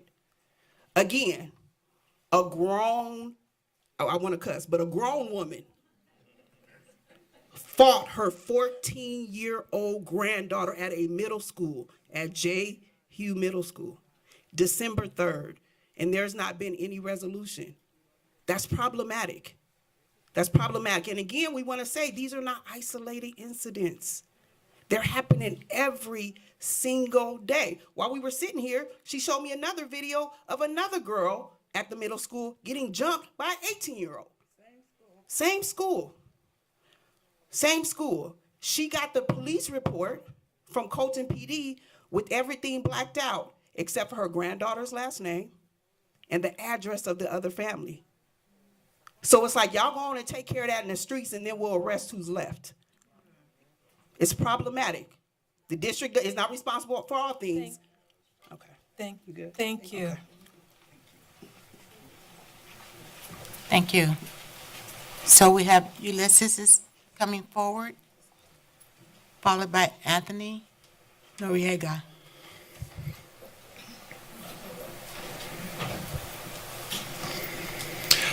Good evening, Board, Superintendent White, staff, community members, everyone here this evening. My name is Ulysses Nera. I am here on behalf of the Office of Assemblymember Robert Garcia.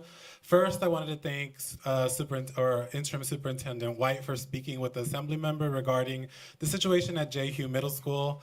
I want to reiterate our concern and express our commitment to support the district in ensuring the safety and well-being of all students in the district. It is critical that all of our staff here in the district are not only properly trained, but also empowered to support and intervene effectively when violence is a threat. We urge transparency to strengthen intervention through conflict resolution and anti-bullying initiatives. And I want you to know that we hope to continue an open line of communication between the district and our office to ensure that we address the issues that are impacting the students in order to prevent future violent altercations. The Assemblymember Robert Garcia and our office are standing ready to assist with anything necessary to ensure Rialto schools and all of the students are safe. Thank you. Thank you. Anthony Noriega, followed by Natasha Satter or Salter? Salter, okay. Good evening, board members. My name is Anthony Noriega. I am the district director for the League of United Latin American Citizens in the Inland Empire. I'm here tonight to address the altercation at Hugh Middle School, raising serious concerns about student safety, racial bias, and the role of educators in preventing escalation of incidents. Violence has no place in our schools. The video shows not just the physical violence, but racial slurs by bystanders. A student was thrown against the desk, knocked unconscious while classmates cheered. Where was the adult in the room? A delayed call for security is not intervention. It is a failure to protect our students. Last year, 8th grader at Frisbee Middle School was stabbed while allegedly defending another student from being a bully. These acts of violence reflect a deeper issue within the Rialto Unified School District. Safety policies are failing. The district must go beyond the safety plan to address systemic issues that erode trust, foster division, and endanger students. Rialto Unified School District must act on 3 key areas: ongoing teacher and staff training. All educators, including substitutes, must be trained in conflict resolution and de-escalation. Teachers cannot stand by as a violent issue unfolds. Without intervention, these incidents will continue. Student anti-hate initiatives. Racial slurs and hate speech are not acceptable. The district must implement ongoing programs, not just one-time assemblies, to promote respect, inclusion, and accountability for all students. Beyond the empty statements, transparent accountability. Standard responses like "we will stand firmly against acts of racism or bias that harm our schools" accomplish very little when incidents keep happening. The community deserves transparency and are in place to prevent these conflicts from taking place in the first place. They must be clear and a consistent plan. Failure to act can have tragic consequences. The Moreno Valley Unified School District recently paid out $27 million, the largest bullying settlement in the U.S. history, after a 2019 13-year-old boy, Diego Solis, was killed. Leadership change did follow at the district. The superintendent was fired. Will Rialto wait for a similar tragedy before taking action? Institutionalizing ongoing training and intervention programs is critical for the district. This is not just preventing fights. This is about creating a school culture where students feel safe, respected, and supported. Proactive measures must be taken now to prevent these situations from escalating further. I urge you to act. Words are not enough. Thank you. Thank you. As Latarsha Salter approaches, Raphael Plunkett, prepare. Yes. Can I start? Yes, you So back in 22, my daughter attended JU. There was an incident where she got assaulted. The district is aware of it. I have an OCR complaint. They were out of compliance with her 504, her IEP, wasn't giving her the services she needed, and also went up for expulsion, not once, not twice, but 3 times. The district was aware. I actually got the Colton PD involved when a male student, assaulted her, and she went up for expulsion. With that being said, I am a parent that is very involved in my student's life. I come up here, I had a meeting with the superintendent, nothing got done. I reached out to the board members, sent you guys email. Martha knows I call her on every incident. The JU principal stripped my daughter and searched her. Did not call me, but had the cops there, searched her, made her lift her bra up, pull her pants down, and my daughter is a victim of rape. With that being said, the district was aware, the board was aware. I had a meeting behind closed doors. Nothing got done, and it's just sad because if you take in consideration that the parents are coming to you and telling you these things, something should be in place so this stuff doesn't happen. With that being said, my daughter also was assaulted at Rialto Middle School by a teacher. You guys did your little investigation and nothing came about above that. And so when we have IEPs, you guys bring your attorney to sit in a meeting to assist you guys, and I think that is wrong. If you don't have anything to hide, then why do you have an attorney at an IEP meeting? So with that being said, you guys really need to do something, because if not, then the people need to get people on the board that will help us and stand up for us. And with that being said, you guys have a great night, and I hope you guys take in consideration of what we said tonight. Thank you. Thank you. Raphael Plunkett. Good evening. I am Raphael Plunkett. Raphael, Good sorry. evening, board members and community members. I am a grandmother of 4 freedmen here in the Rialto School District. My daughter Tabitha spoke earlier, and my husband Joe and I are helping to raise our 4 grandchildren with her.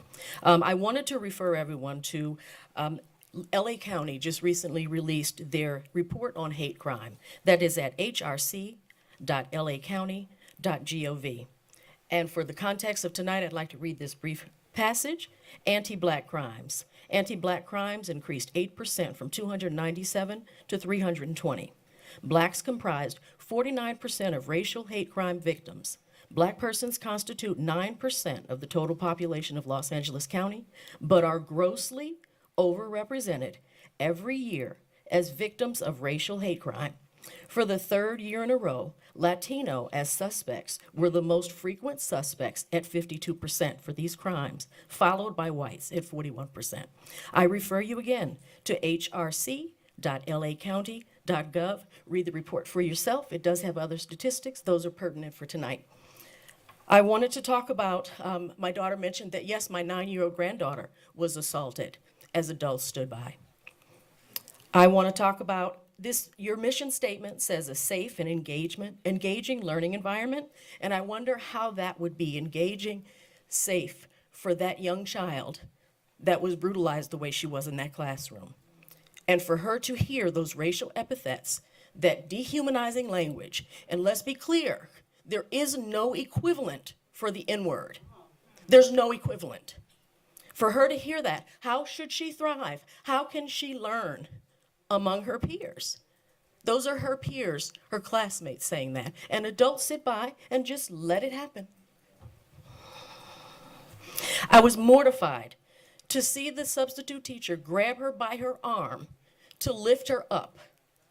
That was not because she was checking on that child's well-being. She was looking out for herself to push her along to the next classroom. She did not stabilize her neck. She did not do anything to make sure that she got proper care in that moment. That makes me so concerned for all of the students here. A speaker earlier talked about parental support in a village, and I just want you to know my husband and I have gone through your arduous process to be approved by the district to volunteer in the school, and we've not been asked to. It's being gate-kept. I am an award-winning volunteer reader, and I'm not being utilized at this district. And I've reached out through DAPAC, I've reached out through the district, I've reached out a number of times. I've read in a couple of classrooms, and I have not been properly utilized. You say you want parental support, and we present it to you, and we're not allowed to be in the classroom. And I have come to schools and been made to feel exceptionally unwelcome. Thank you. That's my time. Thank you very much. Thank you. And I pray for that young woman, that young girl and her family. Our next speaker not on the agenda, Myrna Reyes.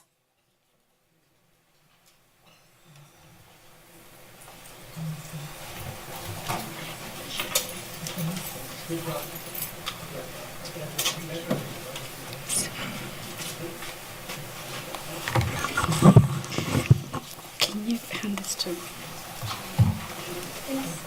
Yes. Yes. Good evening, board, Dr. White, community and viewing audience. My name is Myrna Reese, and I'm actually having, I'm back again. Hearing everybody speak here, I actually had a written speech, but it's just very upsetting to hear everything that's happening. And Dr. Lewis, what I just presented to you is an official complaint from myself and from a parent, and it's against Michelle Nellen, Vice Principal at Cusara Middle School. It has to do with an IEP process. And this is what we keep asking over and over and over and over again. Accountability. You know, everything that is happening in the schools has to do with the lack of accountability. And it starts with leadership. You know, we can sit there and write things down, and when parents come and complain or address, let me take that back. We don't complain, we bring concerns, right? What happens next? Let me just kind of tell people what happens next, because I've been here a pretty long time. Somebody from the leadership goes outside and takes a name and a number. Most of the time, that's it. It stops there. There's no accountability. There's no follow-up. We hear from parents coming over and over again, same thing. So I am asking for the last time, what are you waiting for? Are we waiting for the worst to happen? Are we waiting for death? Are we waiting? How would you act if it was your kids that this was happening to? Aside from not only special education, our kids are marginalized. And then we're happy, and then what happened at JQ? This is, and and you guys are aware of that only because there was a video. What about those kids that there's no video to? What about those that they don't have the voice? Those parents that are actually afraid, or not even afraid, but they know that nothing's happening. Accountability for those administrators that do nothing. It's about time. You guys need to do something. Stop just sitting there and take notes. And it's just so frustrating. And it's so upsetting. Like, you want lawsuits? We have plenty. We have plenty of lawsuits. How much more do you guys want? We talk about layoffs because there's no funds, but yet, here we are doing nothing to help our kids. It's enough of just, we want actions. There's plenty of writings, there's plenty of policies. That's all nice and done. It looks pretty on paper, but we want actions from everybody. I'm talking about the board, I'm talking about the innovation team, I'm talking about principals, I'm talking about staff, I'm talking about everybody. We parents also, work with you. We want partnership, but like it was mentioned before, you push us back. Thank you. That was the last speaker for items not on the agenda. Were you ready? Public comments on the agenda? Yes. Tobin Brinker, followed by Devonna Roberson.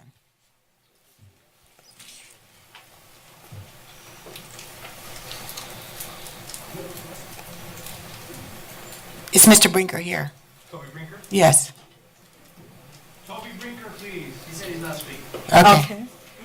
Devonna Robertson? Okay.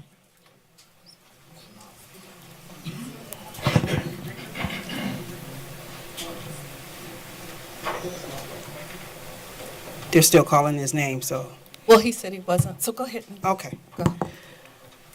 I want to publicly welcome Dr. Judy White as the interim superintendent. I don't actually know if it gets better than her.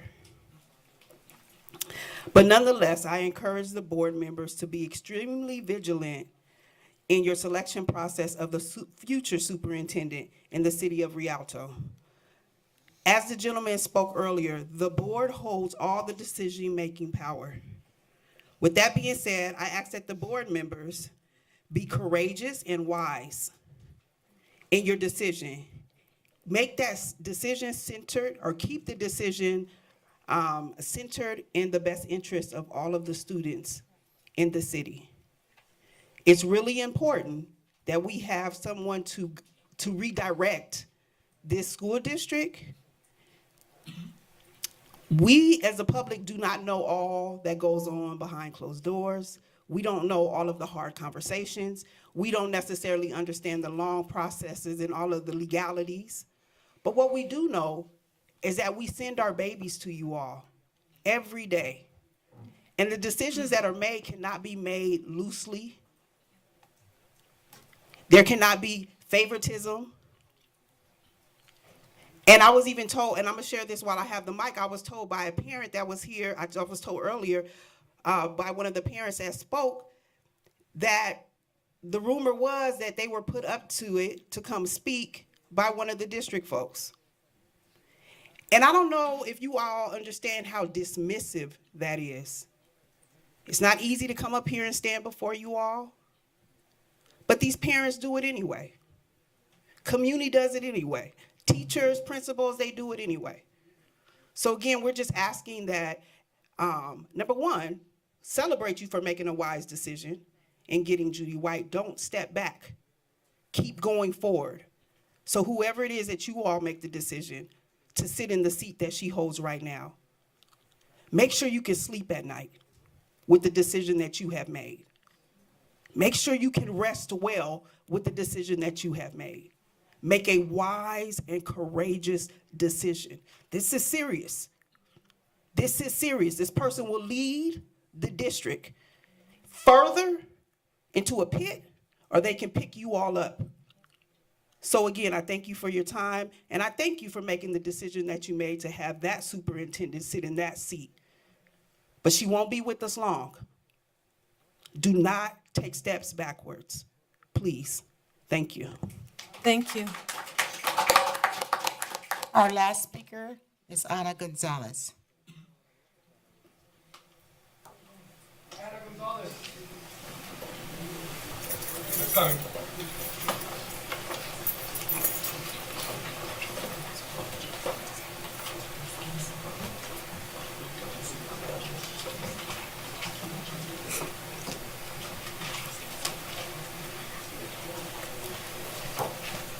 All right, good evening again, Board. Ana Gonzalez, Myler parent. I'm here to speak on the item on the minutes because they need to be corrected. So on page 41, first of all, my name's misspelled. It's Anna with one N. And there is a section where it talks about that I was addressing misappropriation of funds, like the cell phone pouches at Frisbee Middle School, and instead I would like for those funds to be directed for metal detectors. I want to ensure everybody and be on the record and corrected that I will never and have never advocated for metal detectors at the school sites, nor policing. Instead, I have always advocated for mental health services for our students and staff, more counselors, and want to bring up that our classrooms need more decorations to make our classrooms feel more welcome, because as I looked at that video from J. Hugh, holy crap, that classroom felt so unwelcoming. So I can see the tension that those students felt in that classroom of not feeling welcome in there. More teacher training for cultural sensitivity, especially for those white teachers with white fragility. And it has to be said. And real talk, you work for students who are majority BIPOC students, 90% Latino, and the remaining Black students and Asian Pacific Islanders. And so we need cultural sensitivity training, IEP compliance. So if those minutes can be corrected, and I will never, ever, for the record, advocate for metal detectors in the schools. Thank you. That's all. Thank you.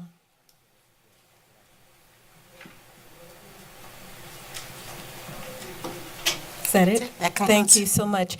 Next, we'll have comments from Association Executive Board Member, REA, Rialto Education Association.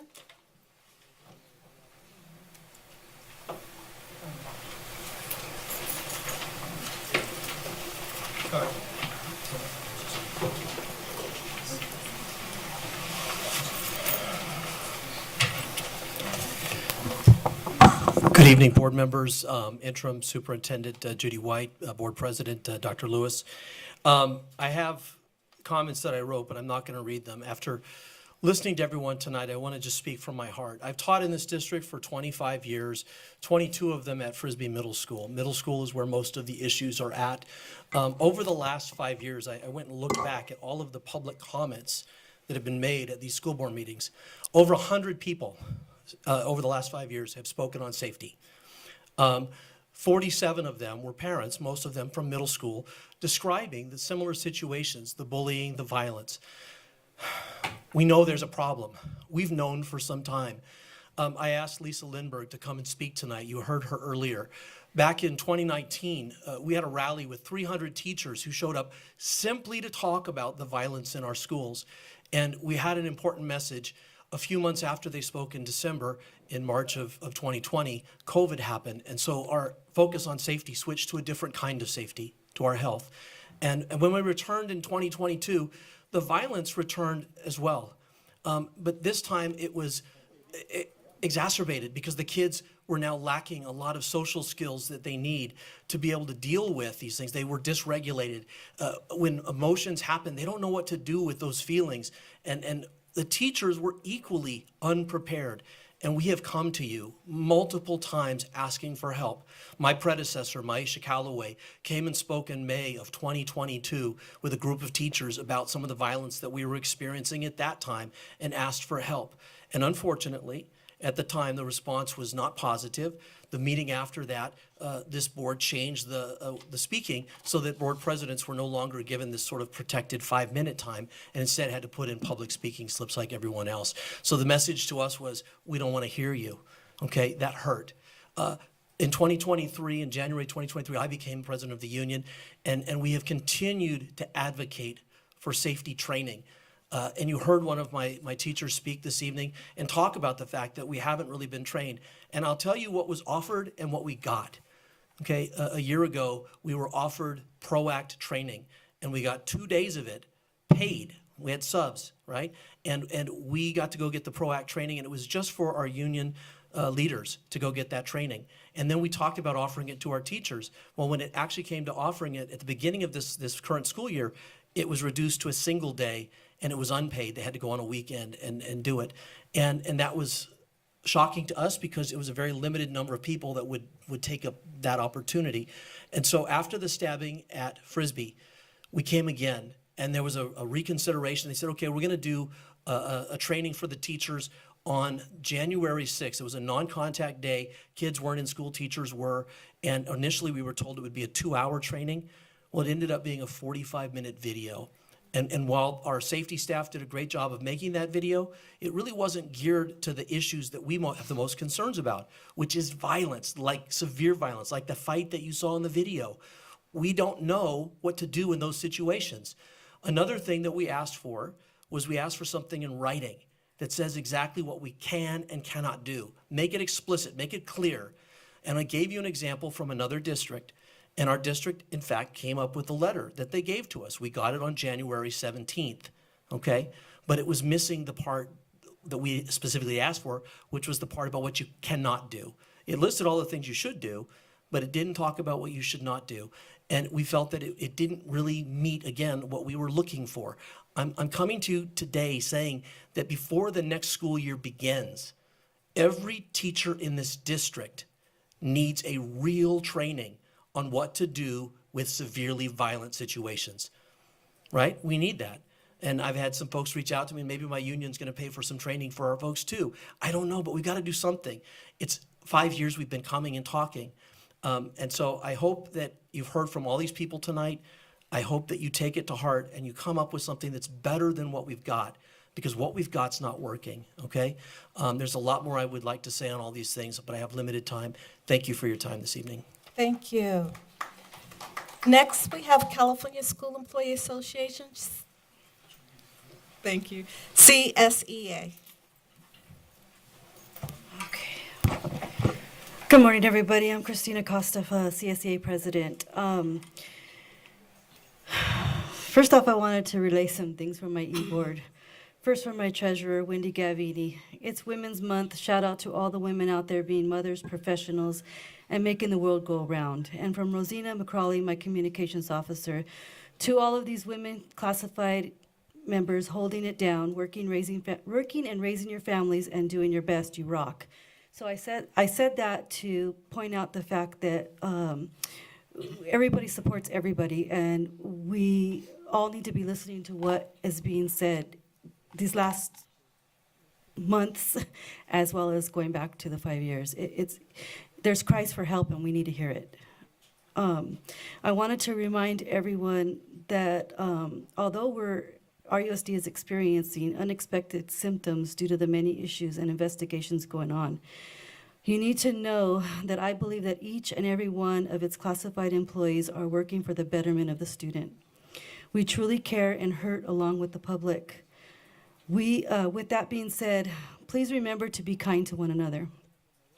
Asking for patience is probably not the best thing to hear, but we need to be patient and allow the processes to happen.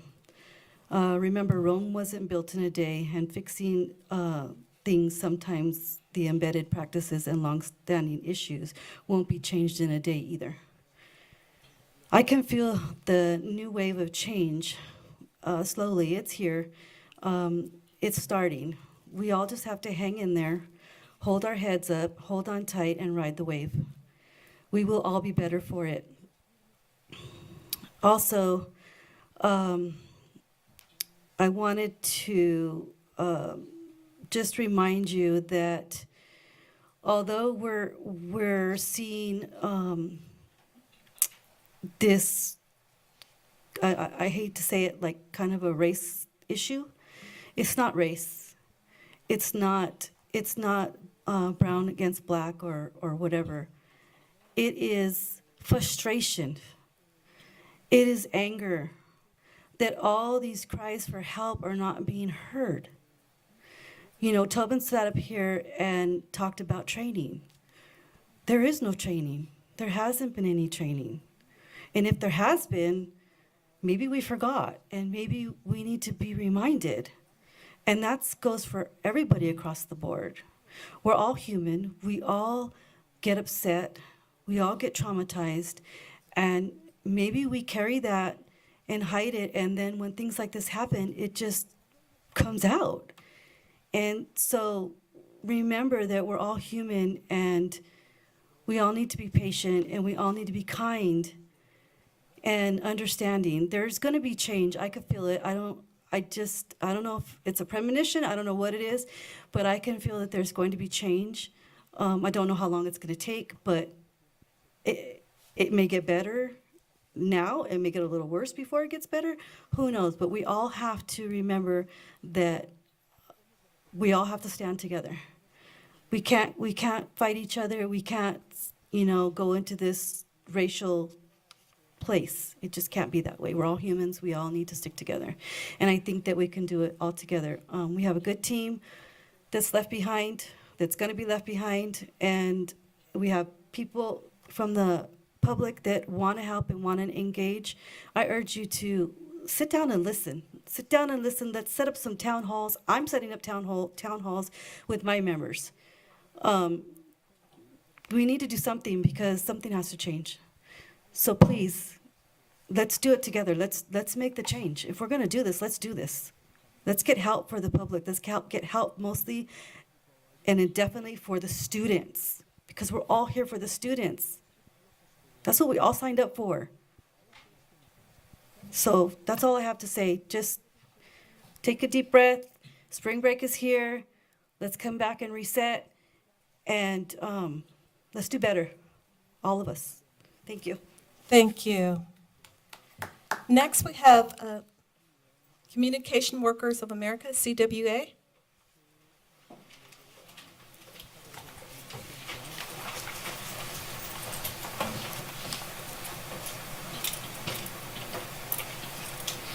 And good evening, everyone.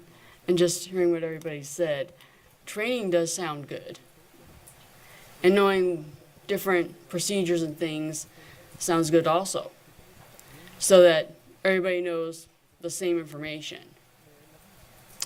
And that's pretty much it. Thank you. Next, we have Rialto School Managers Association, RSMA.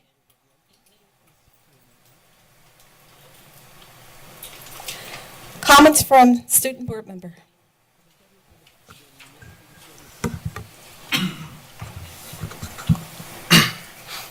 Good evening, everyone.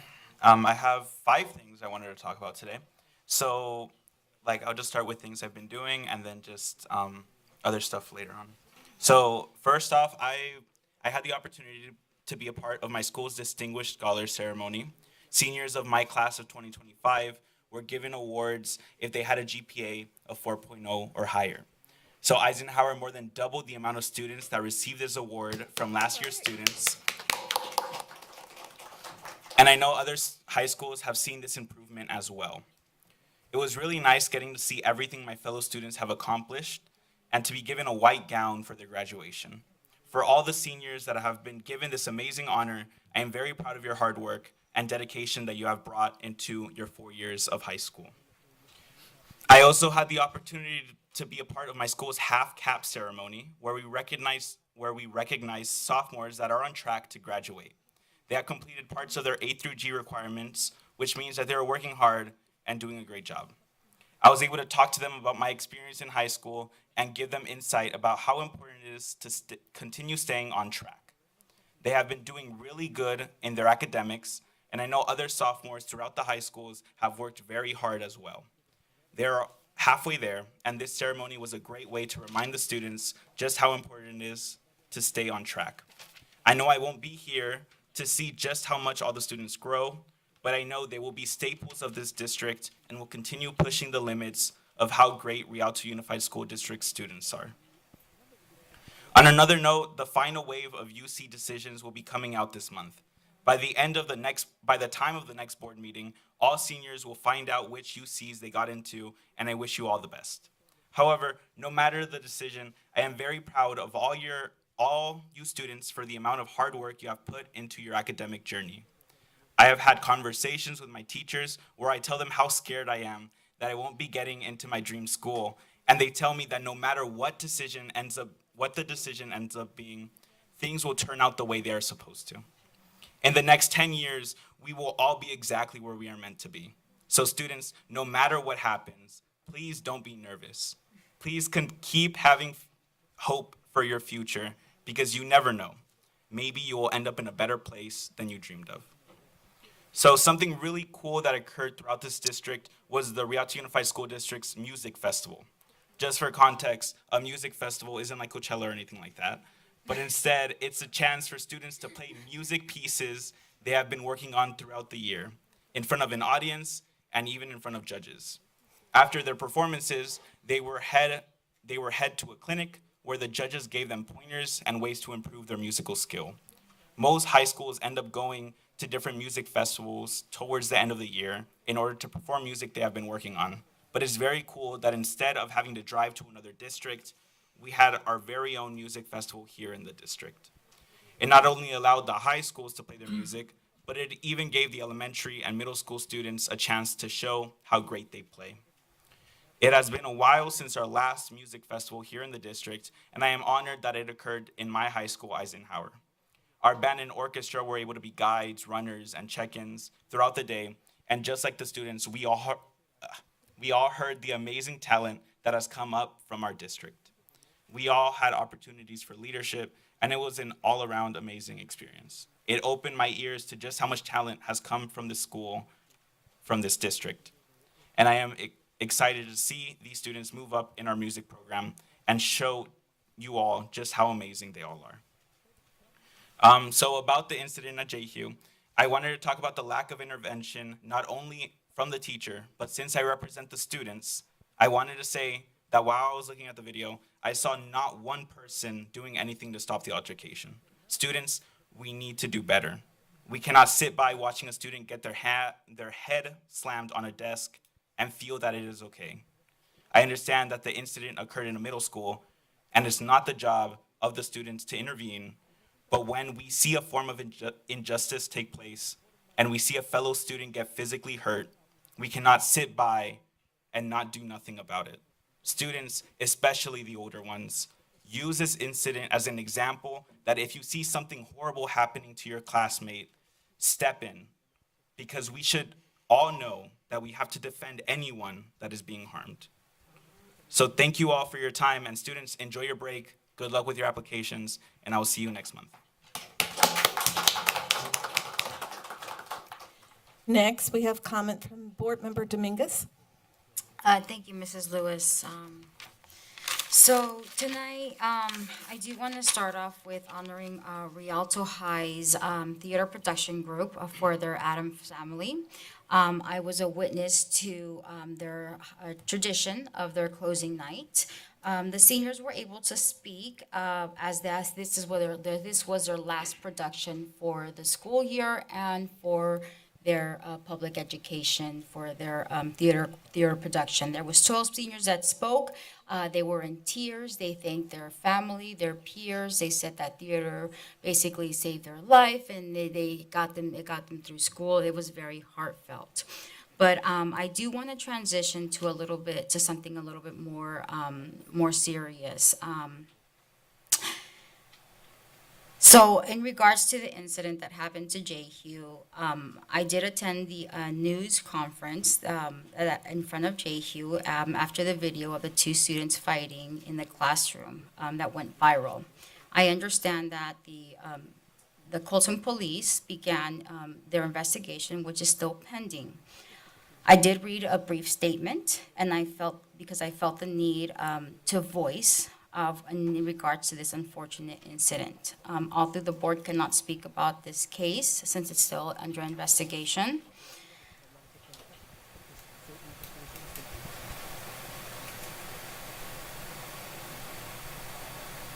we are, we are holding everybody accountable to, about the incident, about this incident, with the information that we are receiving.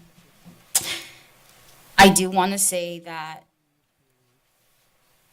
it is not right what was said. It is not right what happened. As a mother of 3 kids, of 3 boys, I am raising gentlemen.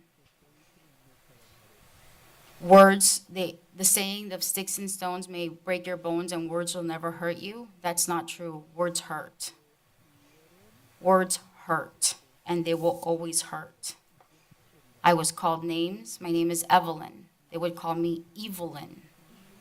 I hated that name because I have never been evil. There's not an evil bone inside of me. I've always tried to be just and fair. I've always tried to teach my kids to be just and fair, transparent. I do want the district to know that we are doing everything possible to make everything right. Either you guys feel that things are moving slow, we have to do things the right way. We cannot rush things. There's a saying in Spanish, lo barato te va a salir caro, which means that the cheap is always going to end up being costly. So we have to do it right. We don't want to have to go back and make things worse. So we have to do it the right way. That's why things may seem longer. Seems like we're not doing anything, but we are. We are making sure that things are being held accountable. The people are being held accountable. The question is, well, where was the teacher? Okay, that's under investigation. Well, where were the students? Okay, well, that's under investigation. We have talked to parties. We are getting more information. So I do want the public to know that your voices were heard tonight. That every single comment that you guys said, I heard you. I wrote it down. I highlighted it. And I did not dismiss it. I may not make eye contact with you, but I heard you. We have 5 senses, and I heard you. I have it in my book, and I will be meeting with Judy to discuss everything. So we have an action plan. We do plan to have town halls. I am committing myself to have those town halls, and the best way to heal is through training. We have talked about training, and I'm glad that everybody spoke up about it today, because that's exactly what we're going to do. I do want to thank Mr. Tillman for saying we need to get back to basics. The one thing that I learned in nursing school is get back to basics. When he said that, that reminded me of nursing school, which is somewhat of a nightmare, but a blessing as well.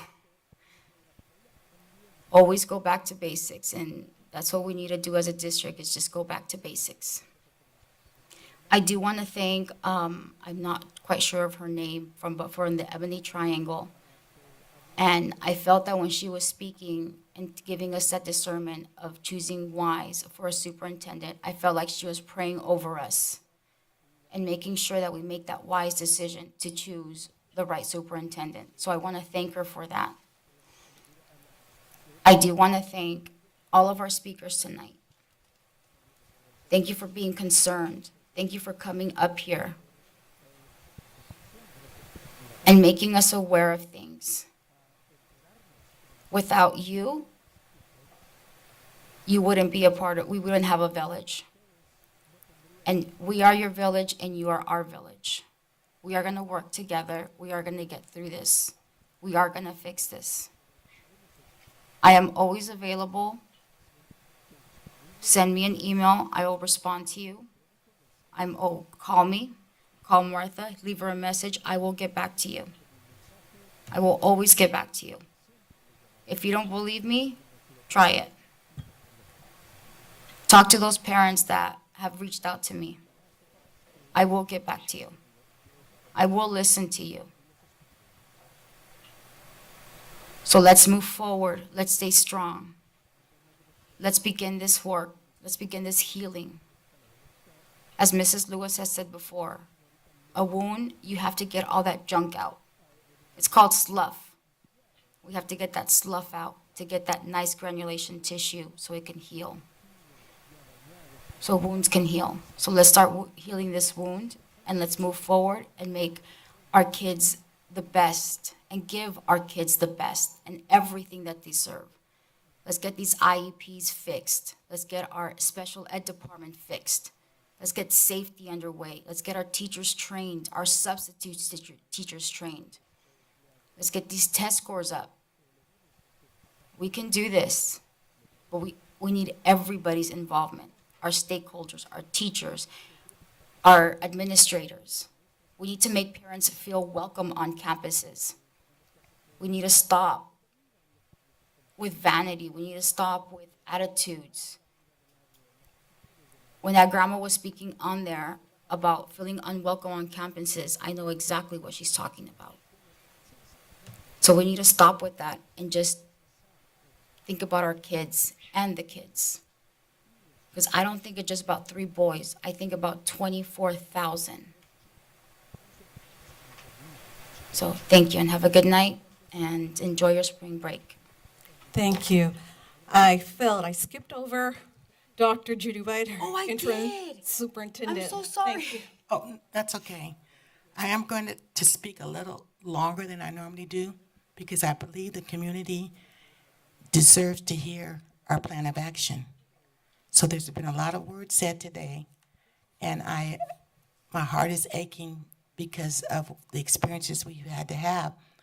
But one of the things we have to remember is we are only as good as our follow-through. We can sit, we can talk. This board did bring me in for a special reason, and part of it is the skill set. The 42 years that I've spent in the field of education, bringing communities together, and we had no idea we would be facing what we have faced this past week. This past Monday, on March 17th, I hosted my first leadership meeting at Coursera Middle School because I believe to change and to reset, it has to start from the top. And I met with the leadership team, and we talked about resetting, and we talked about high road leadership. Last week, some students recorded parts of a fight in a middle school classroom between 2 students. This video was posted on several local and national social media platforms.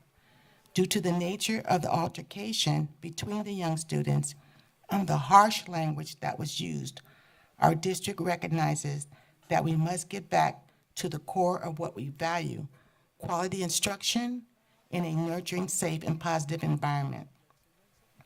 We have listened to the community. I've had over 800 emails sent. I've had phone calls, texts, and my husband said, "Are you sure?" And I'm like, "Yes, we answered the call. I'm sure." But the plan focuses on 3 critical pillars: our students, our staff, and our families. I can't do this alone. I spoke with my cabinet administrators, and we have come up with the beginning of a comprehensive plan. First, for students, we will provide restorative sessions and healing circles, establish and hold expectations on protocols regarding racial slurs, including and not limited to the N-word. We will provide social emotional supports for any student who requires extra care. For our certificated, classified, confidential, and substitute staff, we will train on provisions of trauma-informed professional development, reestablish the protocols concerning the N-word. We will deliver in-person coaching for administrators to enhance leadership capabilities, and for the instructional coaching for both administrators and teachers. For our families, which also includes our education stakeholders, we will work with our parent groups and families to organize community safe school town hall meetings. We will hold 3 town hall meetings between April and May. We will facilitate community circles, provide professional development opportunities for families.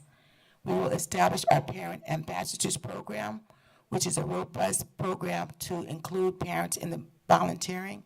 And I heard more than one parent say in the 2 meetings that they had signed up to volunteer, never heard anything after being fingerprinted. We're asking staff, I want a list of every parent that's been approved. We're going to call each parent to see if they're still interested, but I need to know where we've broken down.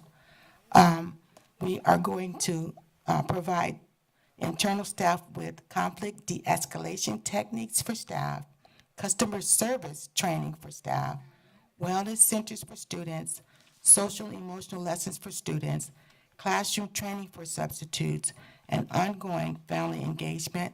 We have had in our district sometimes where substitutes were given professional development and it was optional. That will not be anymore. It will be mandatory. If you want to serve in our district, you have to go to a mandatory training that would have been designed. We also understand that I received many emails and phone calls from partners in the community, people who are also skilled, ready to serve. But we are going to have an RFP process. It will be posted on this Friday so that if you choose to serve and use your skills, and I'm hearing an echo. Can you guys really hear me? Is it coming? Okay, it's not coming in my ears this way. As long as you can hear me, that's the most important thing. What we are going to be doing is making sure that the many, now I'm gone. I'm good? Okay. But we're going to make sure that we have so many people who want to serve that we look at our needs. We also have people that have been hired for emotional health technicians, all types of roles. I think we have to put a battery, jumpstart them again, and put a GPS to let them know how we're going to do this. But after we make sure our internal people are serving at the highest capacity, then we bring in the outside groups to fill in the blanks. There are many groups with talents that we need, but we are going to go through a process to make sure they are vetted and make sure that they're going to be filling the need that we've identified. One of the most important things that the board has agreed on that I want the community to know, because you got to get the word out, we have previously had a chief of safety and intervention years ago, and then a couple years ago when he retired, we actually identified our agent that was over our ELOP, and we put the 2 jobs together. They're humongous jobs. So now we're going to separate them. We'll be looking for a new chief of safety for our district. And our current chief, who's serving and has done a great job, but had this extra whole division, he will be dedicated to the ELOP. So you need to know that we're going to be doing that. We will be hiring some other safety officers, but we also heard from the community. It's not just about policing, but it's about having people who have the counseling and the nurturing and understanding to connect to students. We have other types of program specialists that are there to make sure that students are connected. I see me being here as bringing on the heat, and the heat stands for, the H is the heart, keeping students at the center. The E stands for engagement. I'm known for engaging the community, but the A stands for accountability. We have to have accountability and we have to have action, and the T is for transparency.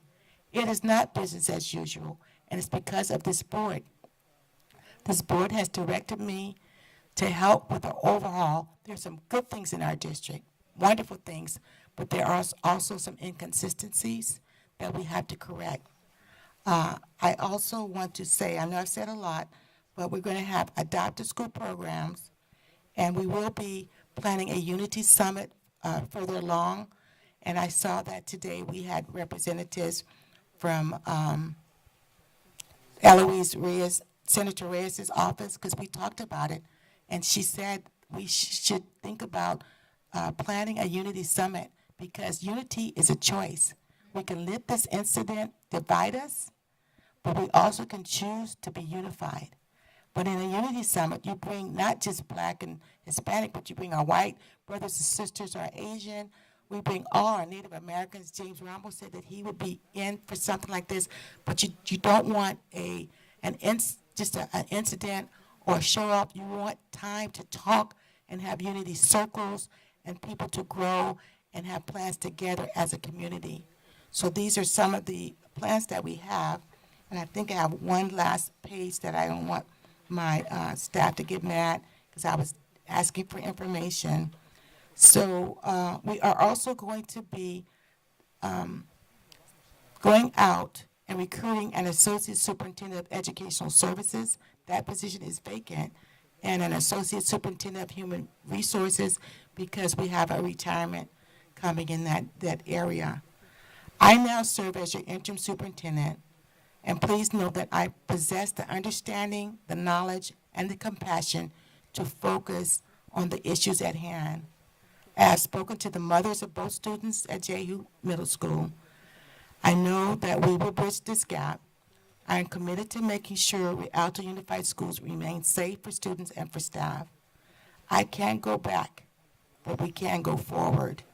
We are stronger together, and I thank you for this time. And my closing statement that I want to say is that I want it to be so well that I can say it is well with my soul.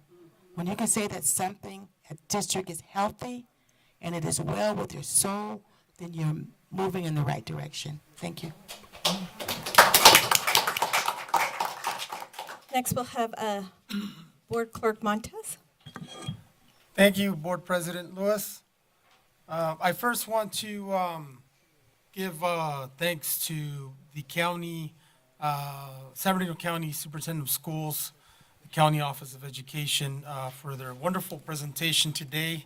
Me and Mr. Martinez have been through this rodeo before, through this process, and it definitely brought back a lot of memories. The process overall can be timing, and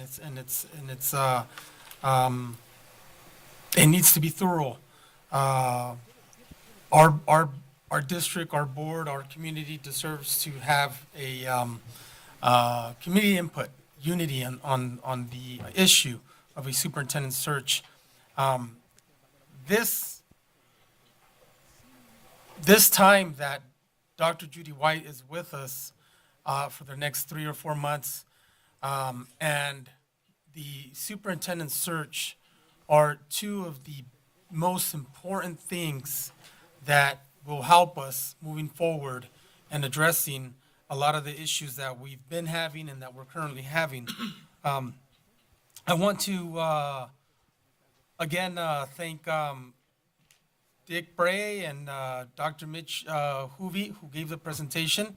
I think given the fact that the County Office of Ed is offering to cover half of the cost or give a discount, should definitely have us consider them as one of the firms to do the search. But I do believe that they should not be the only firm for us to consider. We should also look at other firms. There's also lots of good other national firms, state firms out there that can also be in the running to be selected for a superintendent search.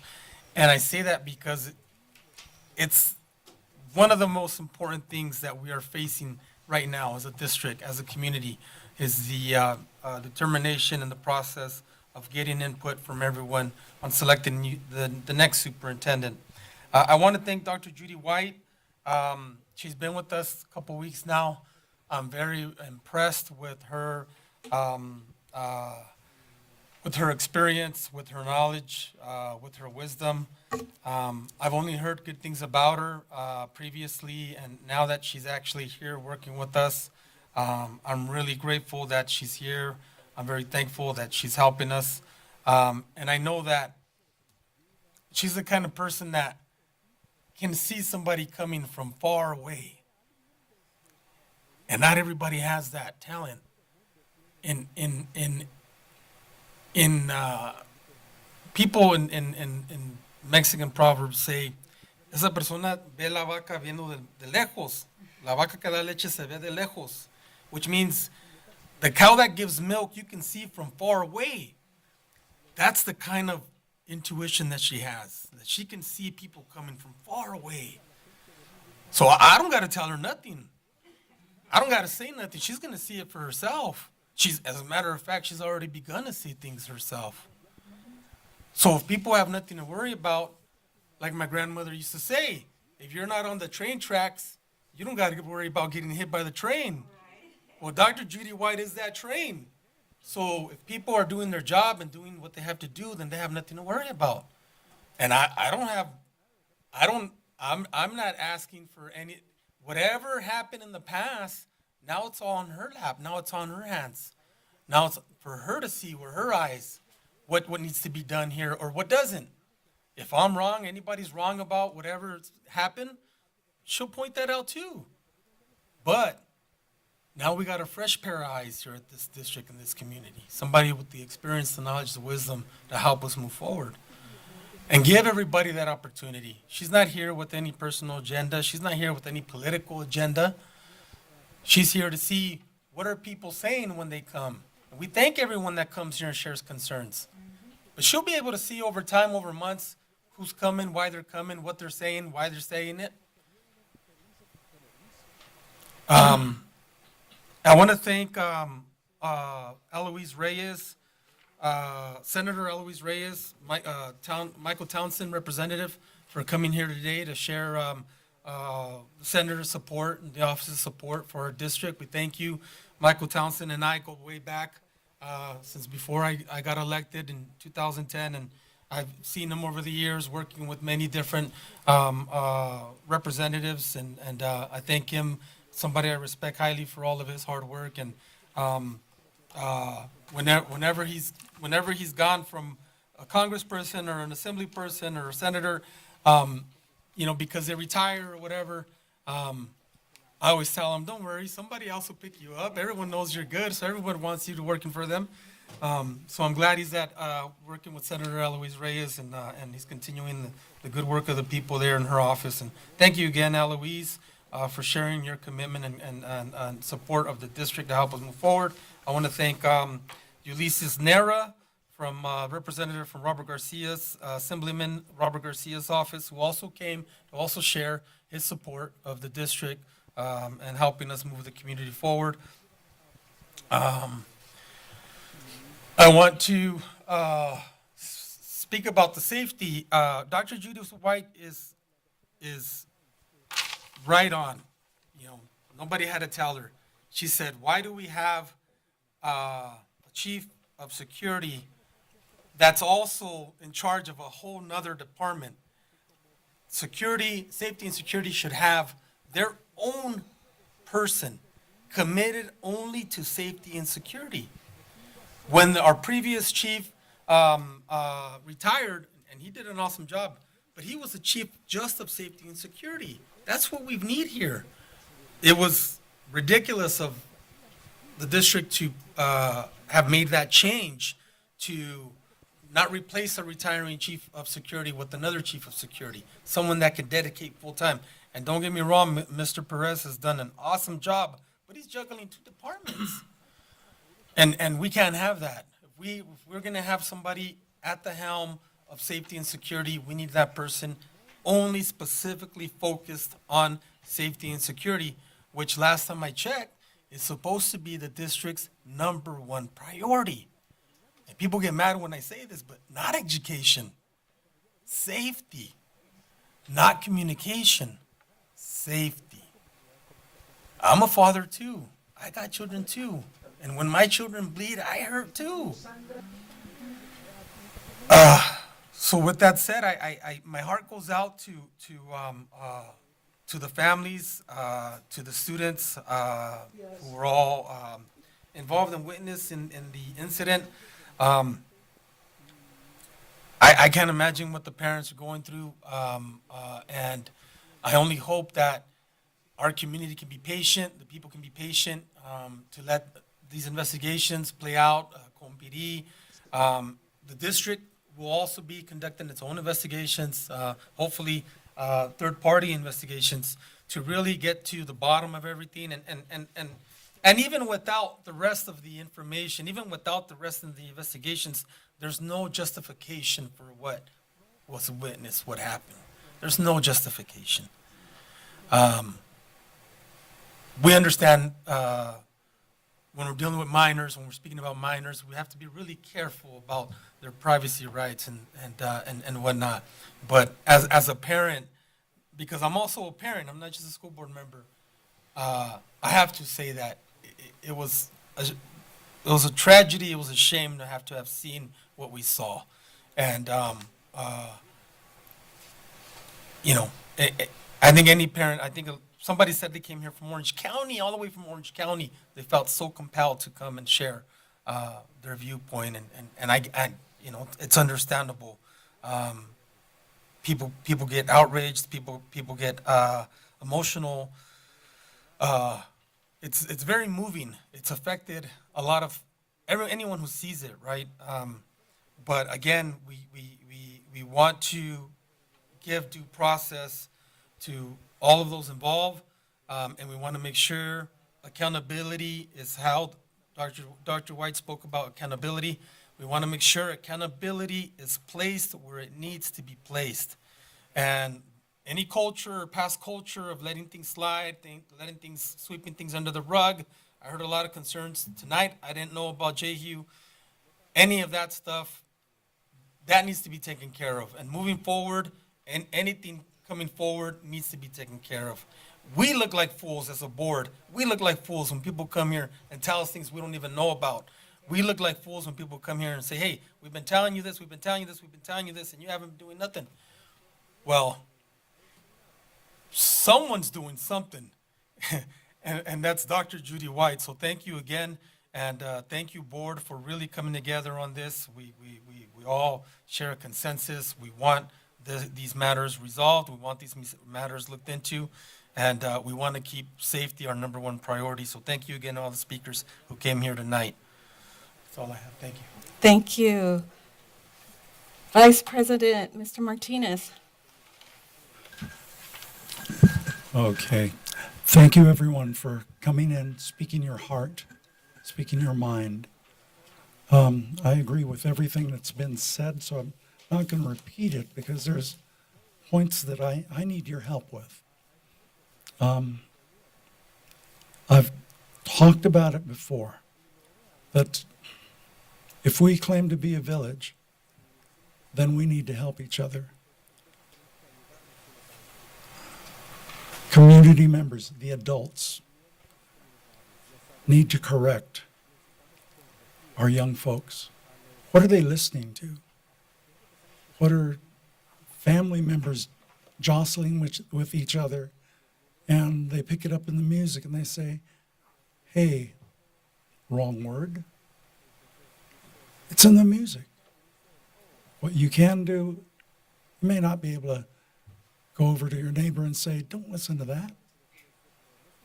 But you can talk to the parent, and that parent, as part of the village, should be able to say, I don't allow you to listen to that. Let's get you on the right track. Most of you know I'm a Bible thumper. I continue to be, and I will be. So all you prayer warriors, I'm calling you out. Are you praying for our schools, for our children, for our community? I'm asking for your help. I'm one to accept the blame, because once somebody accepts the blame, we can move forward. So you want to blame me, that's fine. But I can only really be held accountable for the things that I know. One of the systemic failures that I've noticed everywhere I've worked is people want to keep their job. So they keep their head down and their mouths shut. They don't tell the boss doesn't tell their boss. It's the same at every elementary school, middle school, high school. At this dais, we want to hear it. That's one of the main things that staff family can do. You're not a rat if you're fixing the community, and the community's asked for help.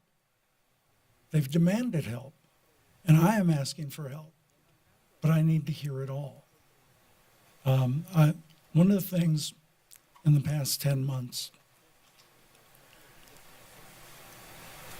all the problems are coming out.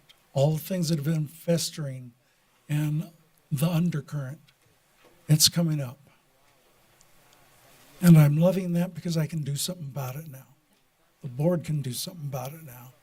And we want to, but again, we have to know what it is. Some of the stuff we hear when a parent comes up here, when we say, this is the direction we want to do, fix safety, for example, we assume it's being done until somebody says it's not. Perfect example, special ed. 5 years ago,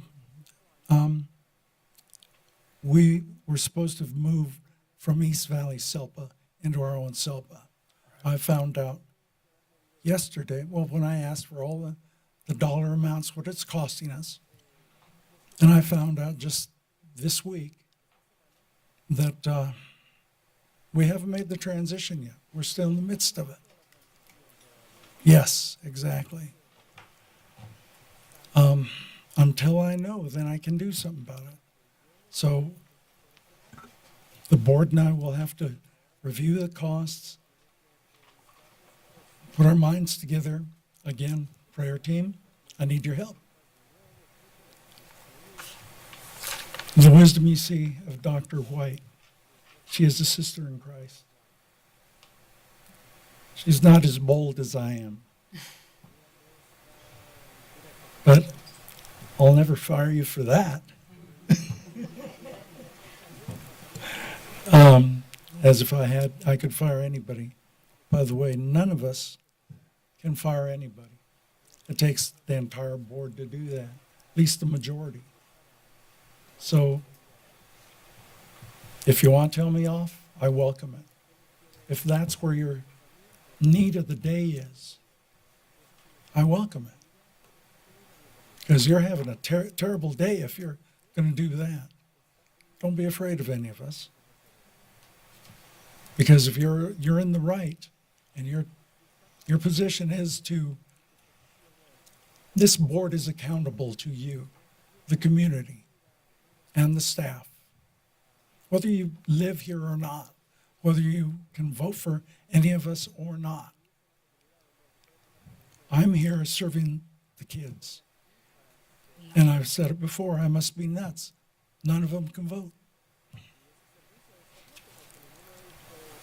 So I'm going to cut it there, but I want to make one recommendation to the board and the community. When we go in search of a superintendent to lead us into the next decade, I want our DSAC students there. You've heard I agree. our student board member. DSAC, every one of them is just right there. They're ready to become a responsible adult. Not all our kids are, it's obvious. But they can be with the help of the village. And village, I'm asking for that help. Madam President. Thank you. Well, it's time to get real and speak truth. You know, when you talk about true respect, I'm President Stephanie Lewis, Dr. Stephanie Lewis. So when my own peers on the diocese refuse to acknowledge that, that speaks volume. When you have Dr. Judy White being called Judy, that speaks volume. When we went to the county of superintendent, who is our support, and we said we needed someone from the outside because it's systemic, things are happening. They recommended Dr. Judy White. I have never met her. I've seen her. But I trusted the county superintendent. Brought it back because it was emergent. People wanted the old guard, and it was time to have a new, fresh set of eyes during this critical period with an outstanding record because our students deserve the best. Fought, shouted, people came in. To move forward, every time I sit in this seat, I feel the disdain. You can talk about REA, the union, how many people said that, but in your proposal, I see eliminate middle school open house.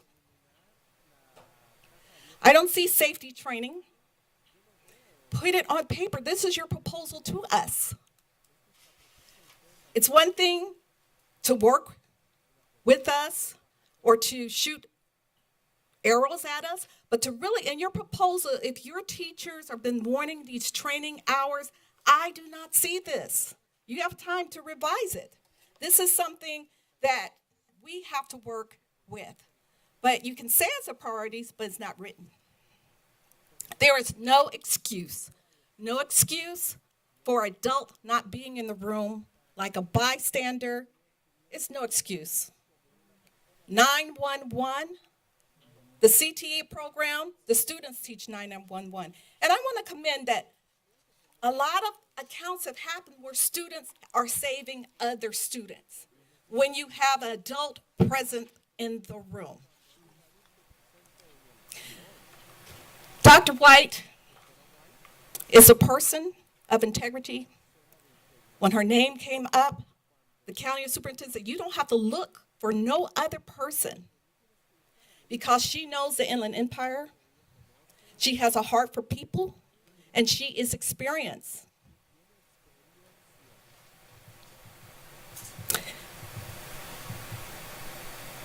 And she is laser focused. So as we celebrate Women's History Month, you are our shero. And it's our shero's birthday too. Yes, it is. I was in Chicago, and my brother is a fire chief. And he said, after got off the conference early, and I did a ride along. And being a fire chief, he had to go through all of his station houses because you don't get ready, you stay ready. So as a chief, he goes to all the precincts. And I saw these ladies with these yellow vests. I'm like, are they your crossing guards? He's like, no. They're a community team because some of these kids have to cross bars and go through vacant lots, and they have their little radios. And they know who's missing. They know who's apart. This is a community action team. Parents, men, people of color, you stand in front of school and high-five them.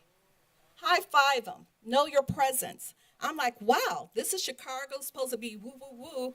And they are boots on the ground, not waiting. They're not in school, but they're at all these lots, at the parks over here. And she said, well, we help other people cross, the elderly people cross the streets, but that's not what we're supposed to do. We are community-based, and we are being the eyes in here, outside the school, while people are inside the school. From the Black Infant Health Days and public health, where people didn't want to go to certain neighborhoods, and they had community-based public health nurses. I see the babies born. I take care of the babies born. I do adults, I teach, but in children who don't have a voice, I would give mouth to mouth with no problems. Adults, I have to think about it. So our children here, when I knock door to door, I was never sponsored by anyone.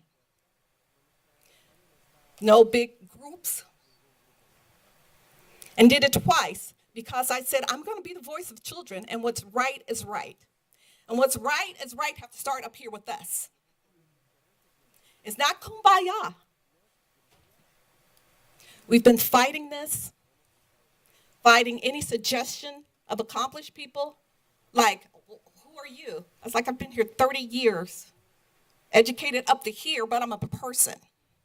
And I make it a point to address people by their board titles, by their things. You know, I make it a point to show that respect. I make that point to show respect to parents. I get off my job and I went over to Preston to see the field. Oh, they were having a good time, Kona Ice. There's no cameras, so I'm just here, my little blurry pictures, right? Then I run over there and I do Morgan.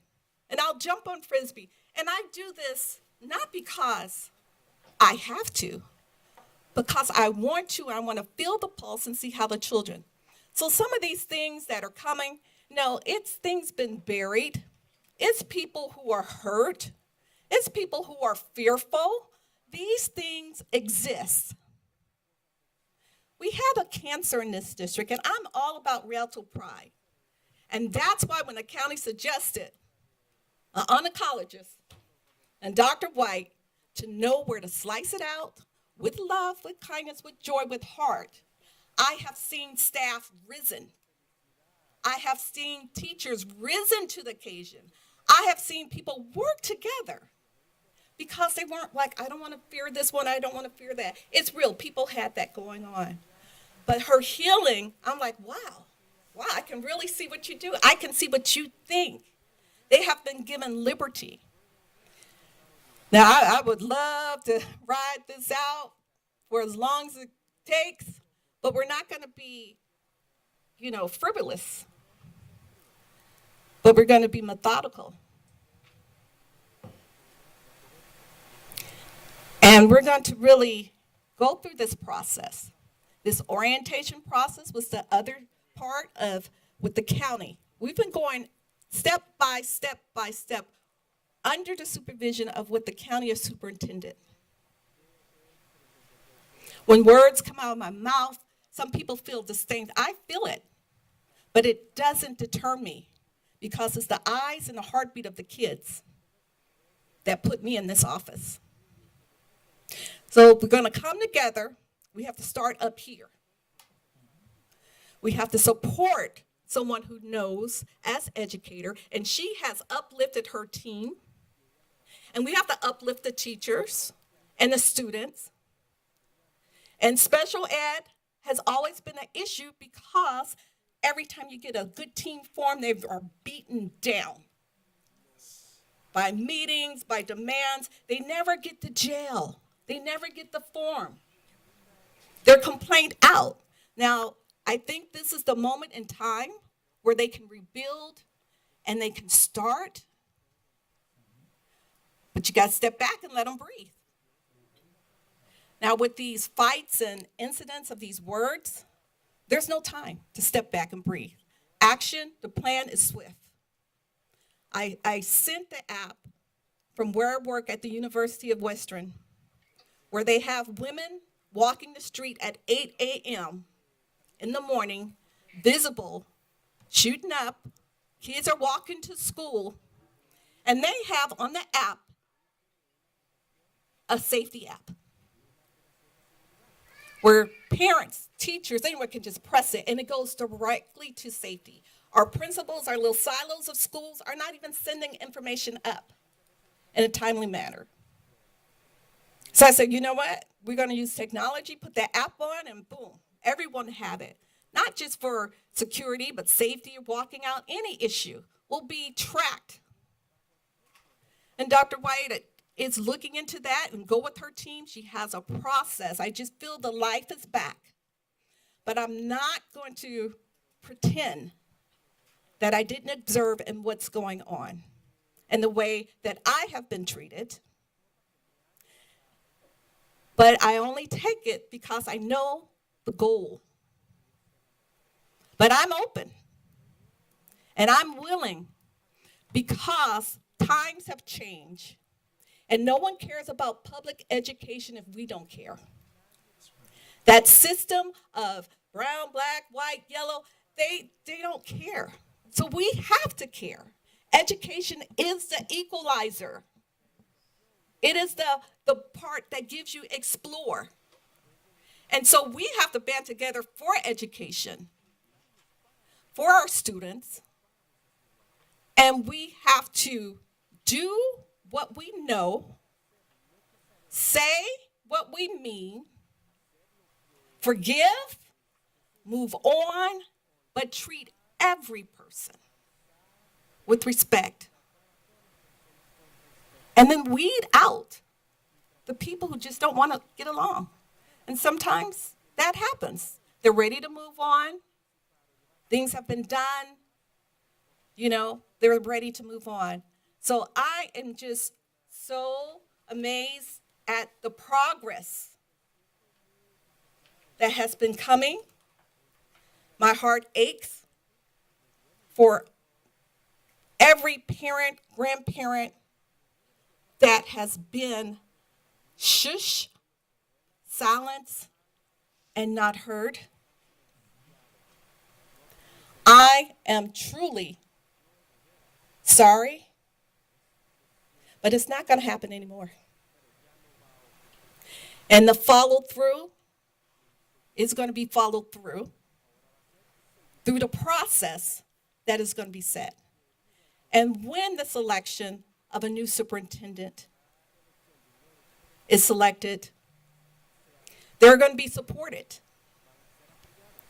There's no more puppets in this district. The strings are cut.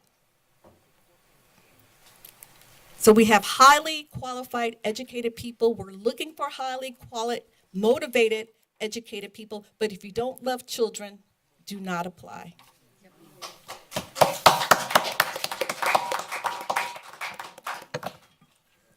All right, we're going to open up public hearing. Any person wishing to speak on the items on the public hearing agenda will be granted 3 minutes. You have a motion? So moved. Second. Okay, and then I'll let you start from there. Okay. Okay, public hearing. Do we have a vote to open public hearing? Yes. Who said the motion? I first, I second. She said, okay. We've got a motion. All in favor? Aye. Time is 9:52. Public hearing for the 2025-2026 proposal from Rialto Education Association pursuant to the requirements of government code and board policy. The attached initial contract proposal for the 2025-2026 school year submitted by the Rialto Education Association for an agreement between Rialto Education Association and Rialto Unified School District Board of Education is hereby posted in compliance with legislative requirement for public notice. Do we have a motion to close public hearing? So move. Second. All in favor? Aye. Time is 9:53. Now we open public hearing. Second public hearing. Do we have a motion? So move. Second. And all in favor? Aye. Again, 9:53. This is public hearing for the 25-26 proposal to the Communications Workers of America, Local 9588.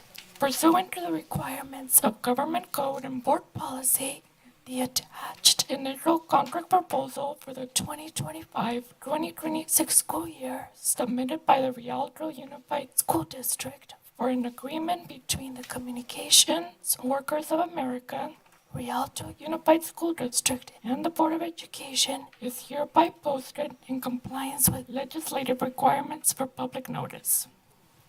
Do we have a motion to close public hearing? So move. Second. All in favor? Aye. Aye.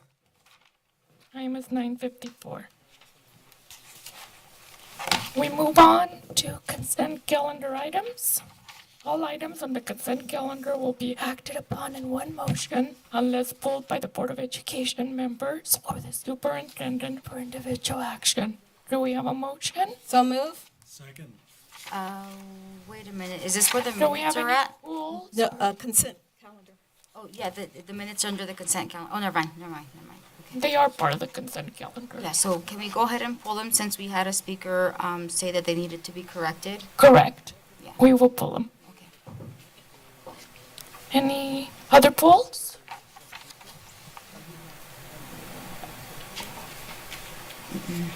No? Okay.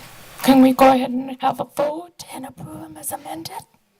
Okay, so we made an addendum to pull, and we're going to vote by Board Member Dominguez, Aye. Board Clerk Montez, Aye. Vice President Martinez, Aye. and aye. Okay.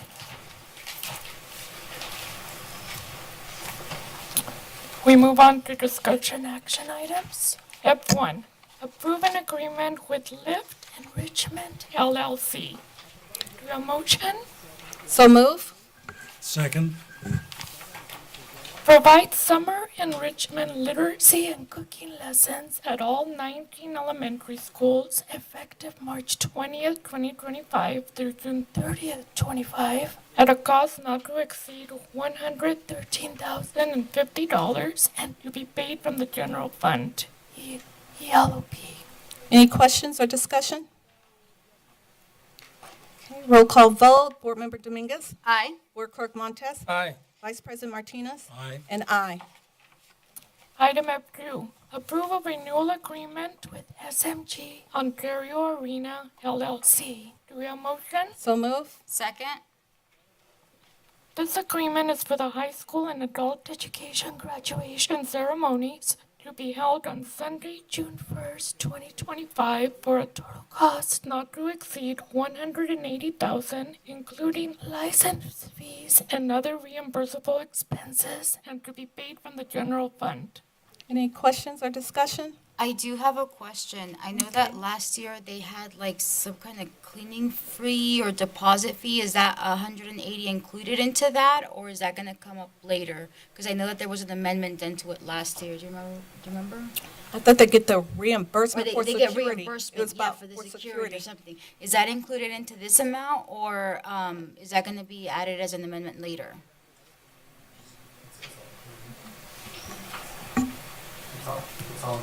It's all included? Okay, Yes. perfect. Any further? 50,000 was the original cost. Yeah. 50,000 when we moved from high schools to doing them outside of the district. We need the space. Our families are big. here in And the Rialto. air condition. Yeah. And the parking, and the park. And no tickets. No, right? And then how much is the reimbursement that we're gonna be getting for the security deposit? Do you know off the top of your head? If not, you can provide that I information. don't know on the top of my Yeah, head. Just send us the information I can get later. Dr. White that information. Perfect, thank you. Any further questions? Okay, Board Member Dominguez, Aye. Board Clerk Montez, Aye. Vice President Martinez, Aye. and aye. Okay, we move on to adjournment. The next regular meeting of the Board of Education of the Rialto Unified School District will be held on April 9, 2025 at 7 p.m. at the Dr. John Casalunas Education Center at 182 East Walnut in Rialto, California. Materials distributed or presented to the Board of Education at the board meeting are available upon request from the superintendent's office. So move. Second. I believe, Board President, you have a moment of silence. Yes, I do. Okay, this is really, on Monday, March 17th, the district lost one of its shiny public servants with the San Bernardino Sheriff Department, Hector Cuevas. Cuevas. There you go. Passed during a vehicle pursuit in the city of Victorville. Mr. Cuevas was a 2007 graduate of Carter High School, Wilhelmina Amina Carter High School, and among supporting youth, he also was Carter High School freshman assistant football coach from 2015 to 2017 school years. Rialto Unified School District offer our sincerest condolence to Deputy Cuevas, family, friends, and the San Bernardino Sheriff Office as we remember his heroic service to his community. Please join us in a moment of silence for Officer Cuevas as we adjourn this meeting in his office. Take 30 seconds.